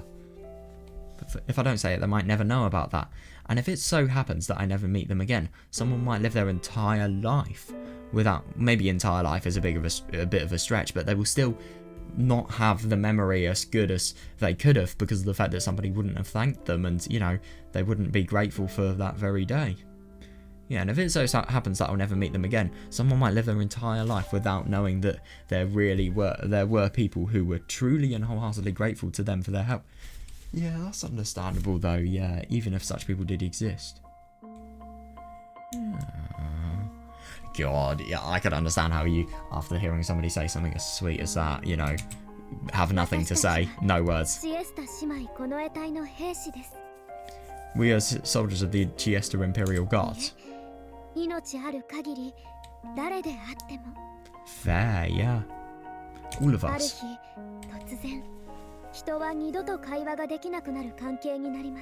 Yeah, that's understandable. Yeah, there will certainly come a day when we talk to each other for the last time.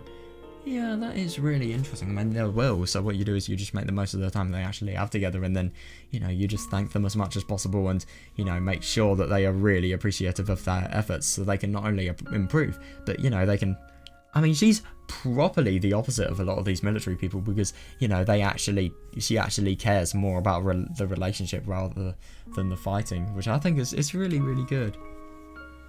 Like, she doesn't really care about their achievements, she just cares about the relationships they have. I mean, obviously she cares about the achievements being adequate to some degree, but, you know, if they've tried their best, then I'm sure she won't mind, even if the result isn't the best. Jesus Christ, for her to be saying that as well, that's the painful thing, that they will come suddenly, unexpectedly. But no, I see that, yeah, and after that day, I'll no longer be able to thank the others. What will they think of me if such a thing happens? No, I totally see that, yeah, it's sad to think about this. God, it's interesting. I mean, to be honest, I find it kind of ridiculous to think that, you know, I just find it so surprising to think about the fact that she's opening up this much to her superior in the first day. But then again, she seems totally nice. So, I mean, Chiesters, she also seems like a really nice person that somebody would want to obviously talk to and open up to. So, I just think it's nice that people actually are doing so here.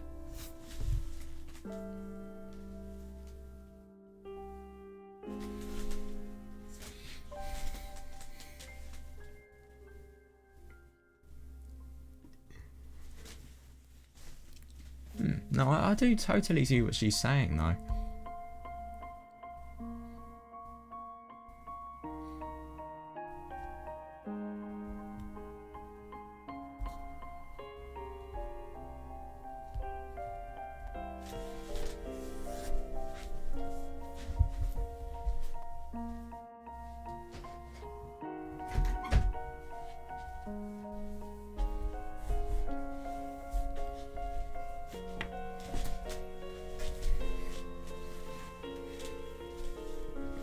No, but I do see that.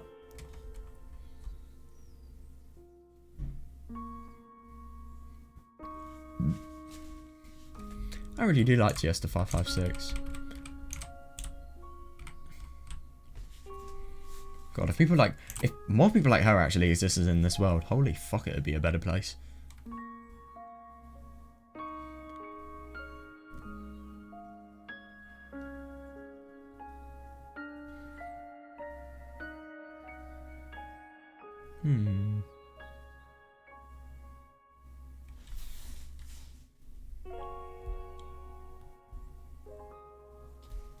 No, I do see that, yeah. Yeah, it will come unexpectedly. I couldn't agree more. Oh, for fuck's sake, hang on. I'm just... looks like I can't open my window, which is very fun.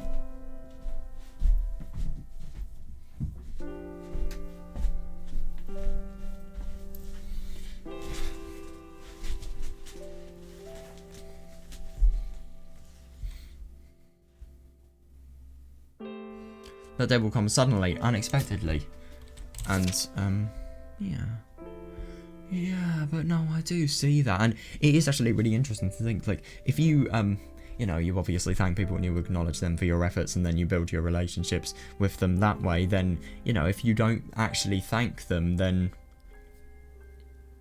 well, I suppose they're never going to really get along, and they're never going to be acknowledged for what they're actually doing, so they're probably just going to, well, I mean, for example, 45, she really, really needs that. I mean, she's just going to constantly feel inferior if nobody actually thanks her for what she's doing. There were countless people she was thankful to, but she could never truly convey that to them. Oh, God, that's understandable, yeah, because obviously then, when it's too late, you'll just feel really, really guilty because of the fact that, they would have been dead, and you can no longer thank them for their efforts, really. And you can no longer just... It's just so nice to have that much feelings and consideration for the other person. Like, the reason she is so thankful is because she's just totally considerate of the other's feelings, and, just thinking... She just thinks about other people so ridiculously much. Like, she cares more about other people than she does herself, but she could never truly convey that to them. So some of them thought that everyone considers them, well, God, I know, that's awful, and... if in a world as hard as the military world, you have people who, are never really thanked because it's all based on ability, and if you're worthless, you can just fuck off. That's basically the mindset these people have, I'd assume. So, yeah. So, yeah, without Chiester 556, a lot of people would consider themselves completely worthless, and, they wouldn't feel any point in life. Yeah, so some of them thought that everyone considers them to be worthless. Yeah, definitely, yeah. So her thanking them, it would be completely brilliant. No, seriously though, yeah. I bet you 556 is going to have so much in terms of, ability to help Bloomin' 45, and I really hope she does. One day you will lose the opportunity to clear up those kinds of emotions.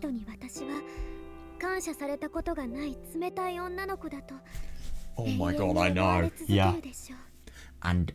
oh, it's just so interesting to think about 45 here, because obviously she thinks 10 is exactly like that, even though she is really grateful for her efforts because of the fact that she never thanks them. She just thinks she's really cold and heartless. God, it's just really quite sad to think if 410 just had a little bit more maturity, what their relationship could actually be like. Yeah.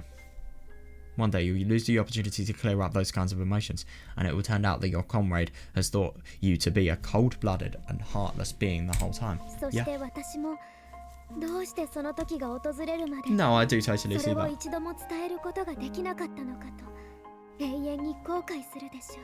No, and if they feel they really, really need the gratitude, then, it's something that would be really bad to, actually have slip past.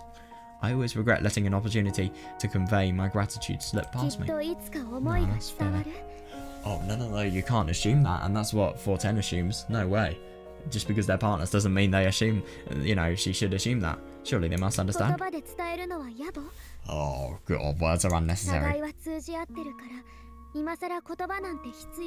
No, it's just so interesting, this fake understanding that one person feels as if, they have to the others. But no.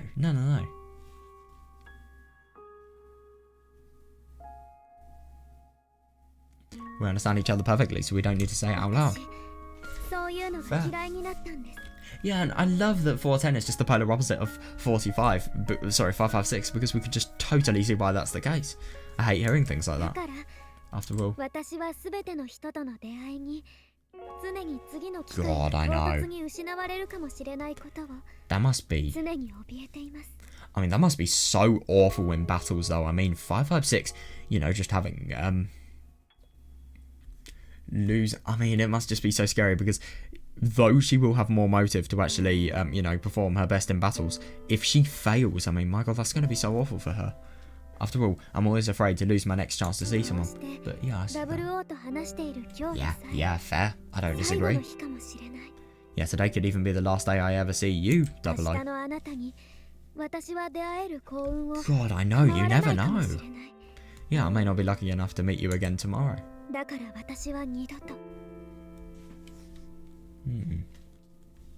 So that I don't miss my chance. That is fair.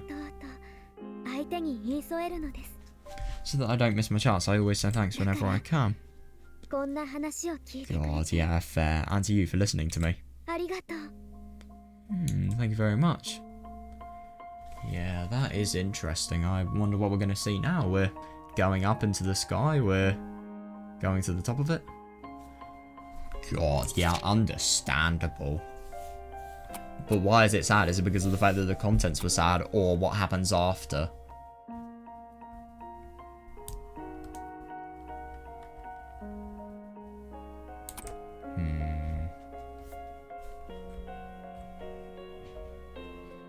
It's just really quite surprising that, you know, such a trivial thing you would have thought that, you know, comes naturally to one person probably doesn't come natural to another person whatsoever, and then, you know, just false understandings are created, and then as a result of that, you know, we just see this completely false relationship where one person thinks so much differently to the other with 4-5 and 4-10. It's just so interesting to see this, honestly.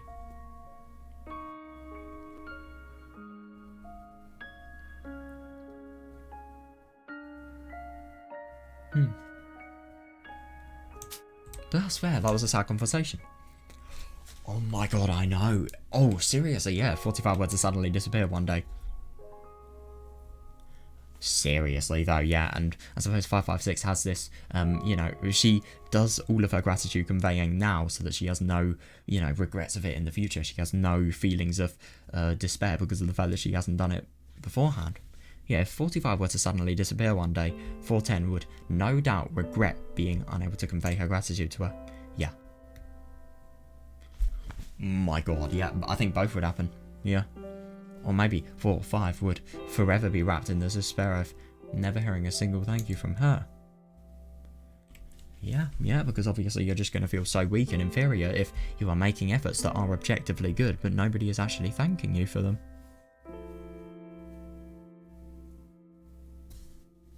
Even though 410 was truly thankful to her. Yeah. So. Yeah, so I want to thank you too.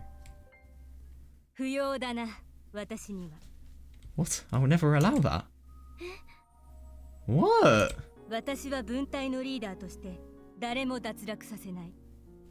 Oh, okay, yeah, that makes a little bit more sense, and that sounds a little bit more in character for 556. Yeah, as a leader of the team, I will not allow anyone to die. Well, God, I'm afraid that the validity of that statement is obviously compromised because of this person's existence. As a leader of the team, I will not allow anyone to die. Yeah, that is really nice to think about how much pride they actually have. You know, as a team, really. As a leader of the team, I will not allow anyone to die. I will never allow that to happen. That goes for you too.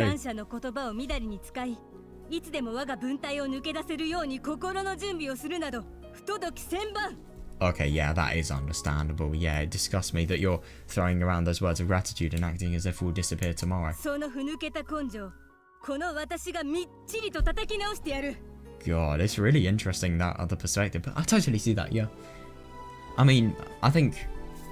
No, I do see that, though, yeah. I will get you rid of that cowardice.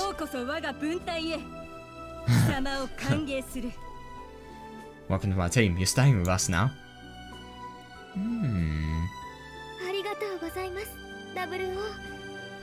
Yeah, that's going to annoy her. Thank you very much, 00. Chiester 506 reporting for duty. Oh, that's interesting. Oh, yeah, definitely. And then, obviously, something scary happened.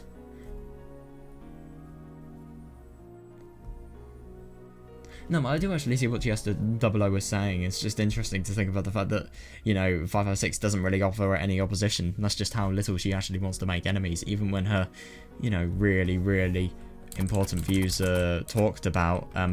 You know, I do totally see what 500 is saying, though. I mean, like, you can't just...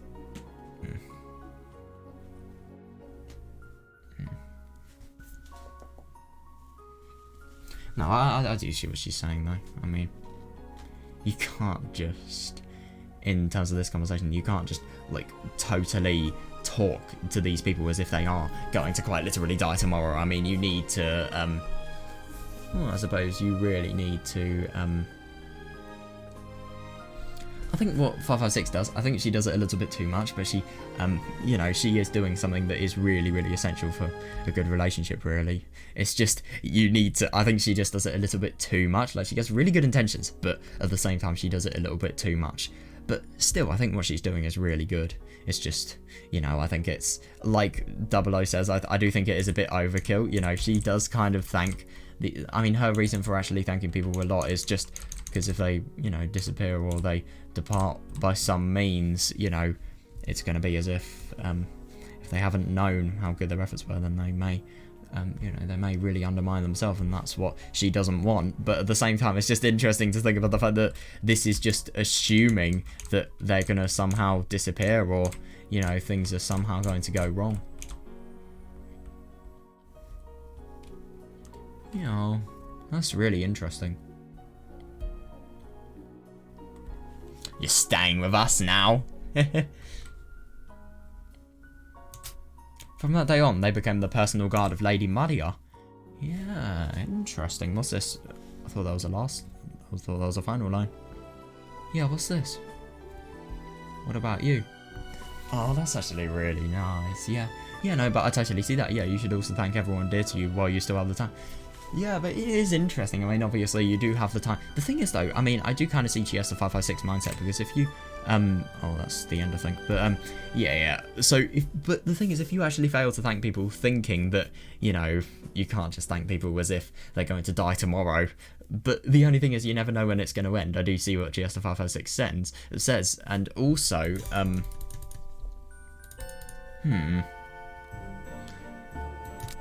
well, also, I suppose, hang on a sec.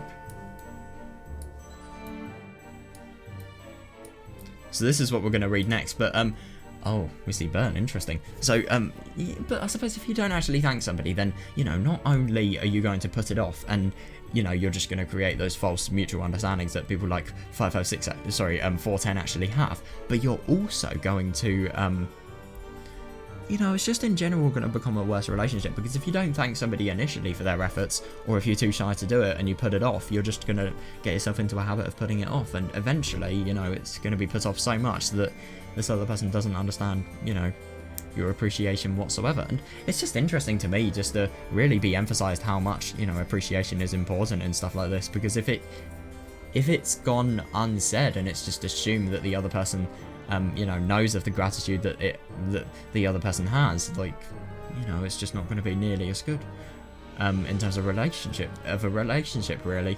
That was so interesting. I love learning about the Chiesta story, and also just that really quite sweet message. And 556 as well, I thought she was a really sweet character, and she's a really positive character. You know, if people like her were in the world, holy fuck, it would be a better place. So, yeah, do I have enough time to read another one? Ooh, I'm going to be pushing it. I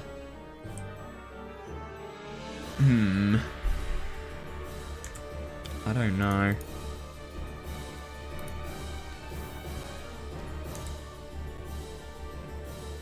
I wonder if I do. So I'd be really hard pushed. Oh, I can read it quickly. Berncastle received an invitation to a tea party. Who sent this? Let's enter the forest to find out together. That's going to be quite fun. So yeah, whose tea party is the name of the story? It's going to be quite interesting to see what this actually is. Have you ever heard of the news brought by the wind? I don't think the wind brings news, it brings air. The wind is truly carrying them along and whispering in our ears. What? How are you, Berncastle? Wait, hang on a second, what? This is quite literally the wind bringing the news and reaching Berncastle's ears. That is very weird.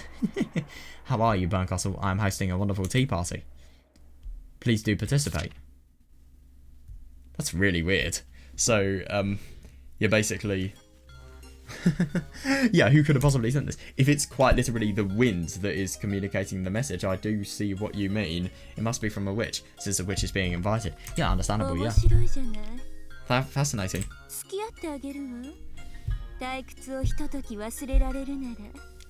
Nah, but no, I do see that, yeah, fascinating. Oh well, this doesn't seem too boring, so I'll play along. Right. I wonder what's actually going to happen here. Guided by the wind. Burncastle came to a dark, gloomy forest. Oh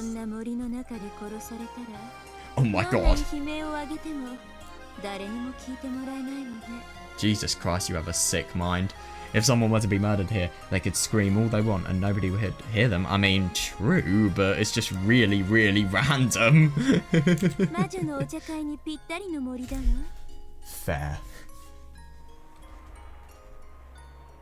This forest seems to be perfect for a witch's tea party. I just genuinely can't believe that, you know, the wind is the thing that is actually, you know, leading Burn to this team party. I think that's hilarious. By the way, I can talk a little bit louder now. But yeah, that's just really quite funny that, No, but I do see that though. That's the worst thing. At the entrance to the forest, there was a chair-shaped tree stump with a small sign hanging on it. That's really weird. Welcome to the witch's tea party. You surely must be tired from your long journey. It's like a few minutes. Please feel free to take a rest on this stump. That's hilarious. God, this actually sounds like something that is really quite well and professionally done. Just judging by the fact that this is here. Burncastle looked at the stump over. Oh, I see. Oh, God. That's interesting.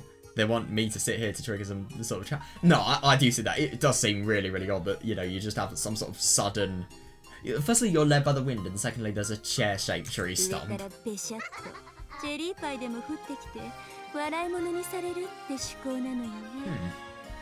For example, a cherry pie might fall on my head. Oh! And I'll end up being a laughing stock. No, I do see that. Yeah, that'll be so funny. Well, you almost got me. But then again, you can't prove whether it's a trap or not until you sit on the chair. Yeah, Burncastle was almost made into entertainment for the guests of the tea party instead of being a guest herself. No, I do see that, yeah. She continued further down the forest path. Don't be made into entertainment. Is it a trap? Soon, Burncastle found a raspberry bush with a small table in front. Interesting. Wow, what the fuck is that? It looks like blood. I mean, it is raspberry juice. That is such a cool image though, seriously. On top there was a glass of raspberry juice. Yeah, it's a total trap. It's really interesting, this. Burncastle looked at the juice glass. Oh, I see.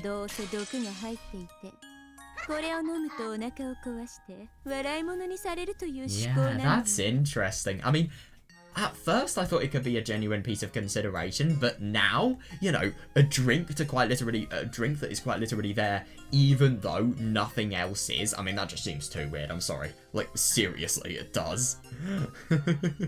Oh, I see, it must be poison. When I drink this, my stomach will start hurting so much that I'll break down a No, you can't prove that, but then again, you know, maybe it'll happen. You shouldn't drink it. It's like, don't take food from strangers. Don't take drinks from, you know, nature.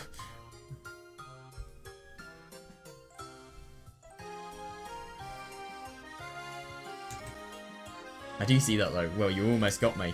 Could you imagine if this is real though? That would be the funniest thing. Burncastle figured yet another trap out. Yeah, that's interesting.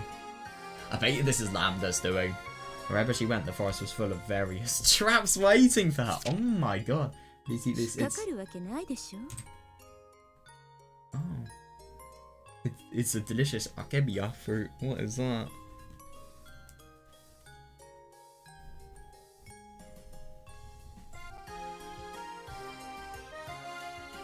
Oh.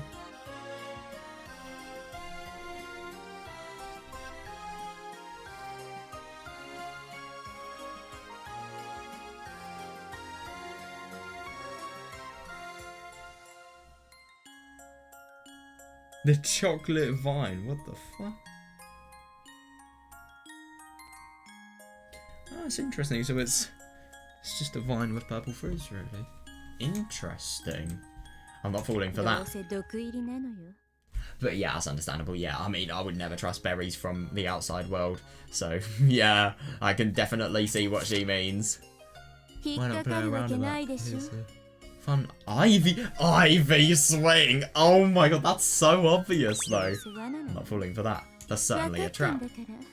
That was easy to figure out. No, I do see that, yeah. God, these people really want her to be trapped, and they probably have some sort of notification just to, you know, what the fuck is a gingerbread house? What? Is that a trap, though? That's the question. After some time, she ended up in the deepest part of the forest. There, she saw a house made out of candy, quite literally, though. That's really weird. Nah, seriously, though. Who's the host of this ludicrous tea party? I bet you what would happen if somebody actually has fallen for the traps. Everyone would probably teleport and they'd watch her just be totally humiliated by whatever the traps did. Or really in pain as well. We can't forget about that. Yeah, who's the host of this ludicrous tea party? Nah, seriously though, yeah. This proves that it's a trap, by the way. Yeah, who's the host of this ludicrous tea party? I hope I can at least get a look at their face. No, I do totally see that. Yeah, it looks like it wouldn't be, but at the same time, I see that. Yeah, who's the host of this ludicrous tea party? I hope I can at least get a look at their face. Oh, I see. This house must be a trap too. Nah, seriously though, yeah, you can't trust it, especially because of the fact that it's quite literally made out of candy. I mean, you can eat the house. Why would it be safe? Burncastle held her breath and carefully looked inside the house. I wonder if it's going to be a trap. I really do. Oh, Featherin and Lambda. Ah, yeah, not really surprising whatsoever, especially Lambda. That makes more sense now. Inside, Lambda, Delta, and Featherin were drinking tea and having a chat together. Oh, I see. But I don't really understand. If they want these people, if they want Burn to come, then why have they made so many potential traps? Is it just because of the fact that anybody apart from Burn would fall for them, maybe? Burn will certainly come soon. Fair, she's even more skeptical than a cat.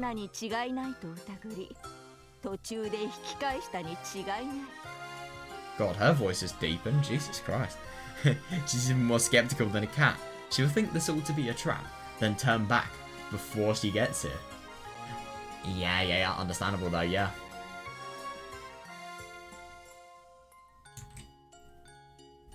The two were arguing about whether or not Burn would end up coming to the party. Yeah, I agree, yeah. No, Burn will certainly, absolutely come. God. State Matata was the Witch of Certainty on it. Also, she's not...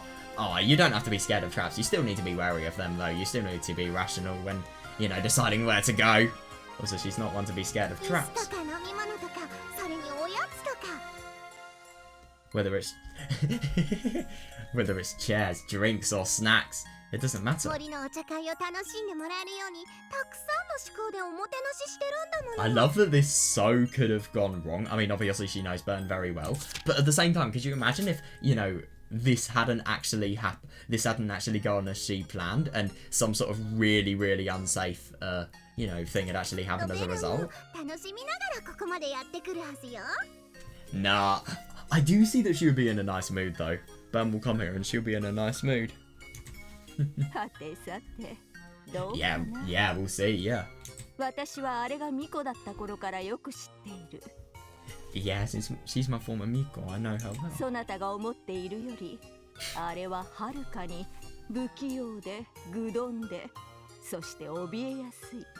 God. I love that this is just trash-talking Burn Day, it seems. You have one side totally praising her, and then you have one side completely trash-talking her as well. You have no idea how clumsy, silly, and scaredy she is.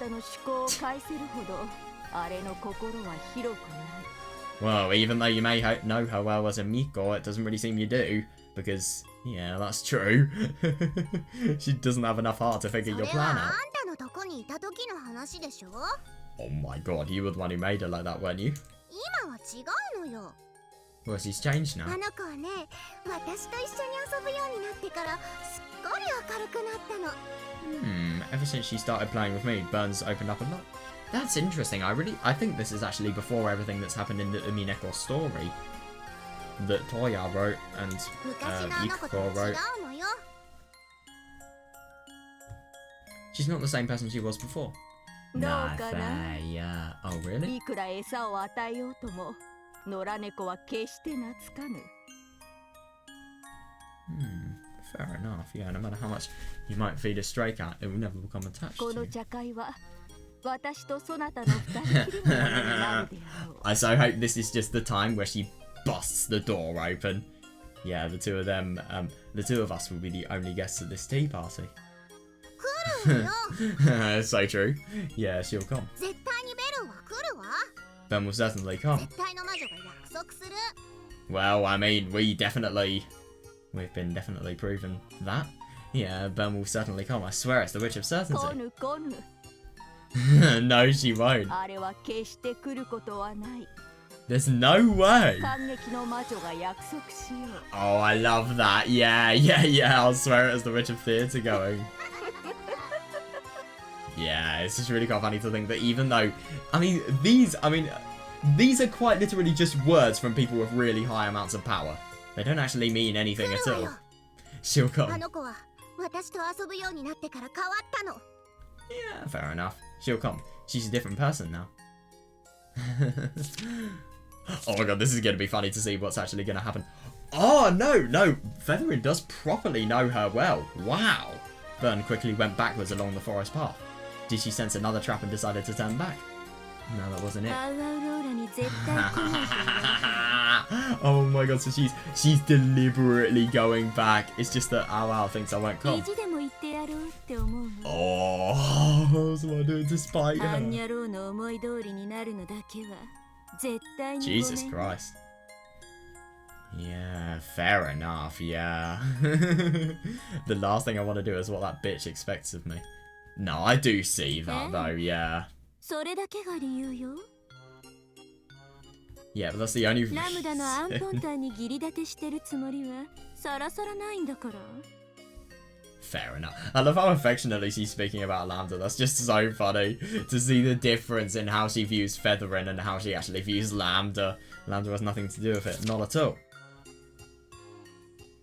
God, yeah, Bum was muttering to herself while still rapidly walking back, but she sounds very pissed off. If she did want to join the tea party, why was she doing that? She's just I think she's just genuinely pissed off with Featherin. And, yeah, it does make sense, though.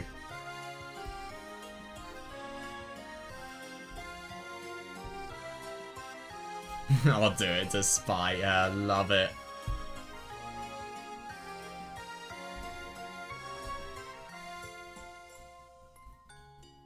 I do totally see why she would, not want to do what Featherin expects of her, though. I mean, she quite literally, Featherin expects her to, I suppose, give the most entertaining tales as the Miko, really. So, she's going to need to, she needs to put so much out of her way, to actually give Featherin the entertainment she actually expects on the game board.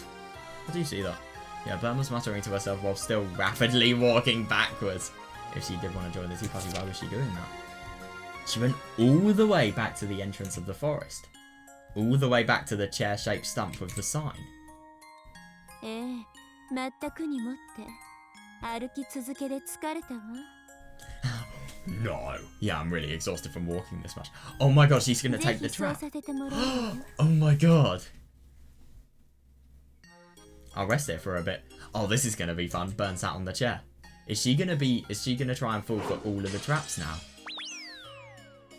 This is a roundabout way of doing things.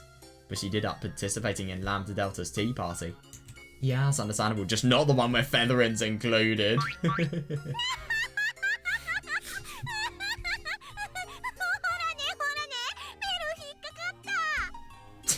Yeah, deliberately. Told you, I caught Burn. You did not catch her, and you it may look it, but yeah, it's because of you. And here I was thinking you're as skeptical as a cat. To think that you fall for a trap of this level. いや、飽きさせぬな、そなたは。Yeah, I like that, yeah. You disappoint. Actually, no. You truly never let me get bored. I suppose so. I mean, it is disappointing as hell. But at the same time, I suppose I can totally see why, you know, that would be entertaining. A change of personality, a new burn that she needs to get to know, and, you know, just unexpected events. I could totally see how that would be fun for her. But then again, though, it's not unexpected. It's just her deliberately doing it to spite Featherin, really. Yeah, I've changed. Oh, I love that. Yeah, I've become more paper thanks to Lambda. Totally false. Oh my god. Burncastle was sitting on the stump, bound by chains, with a cheesecake on top of her head. It almost looked like a hat. Oh my god. Burns become a Roblox character. They just wear anything on top of their head. The trap was designed to be triggered by whoever sits on the chair. Oh my god.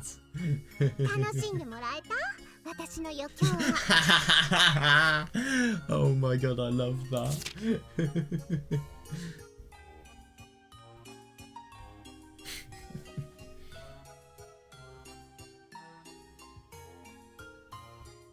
I love that. Did you have fun? Well, it's not bad. Oh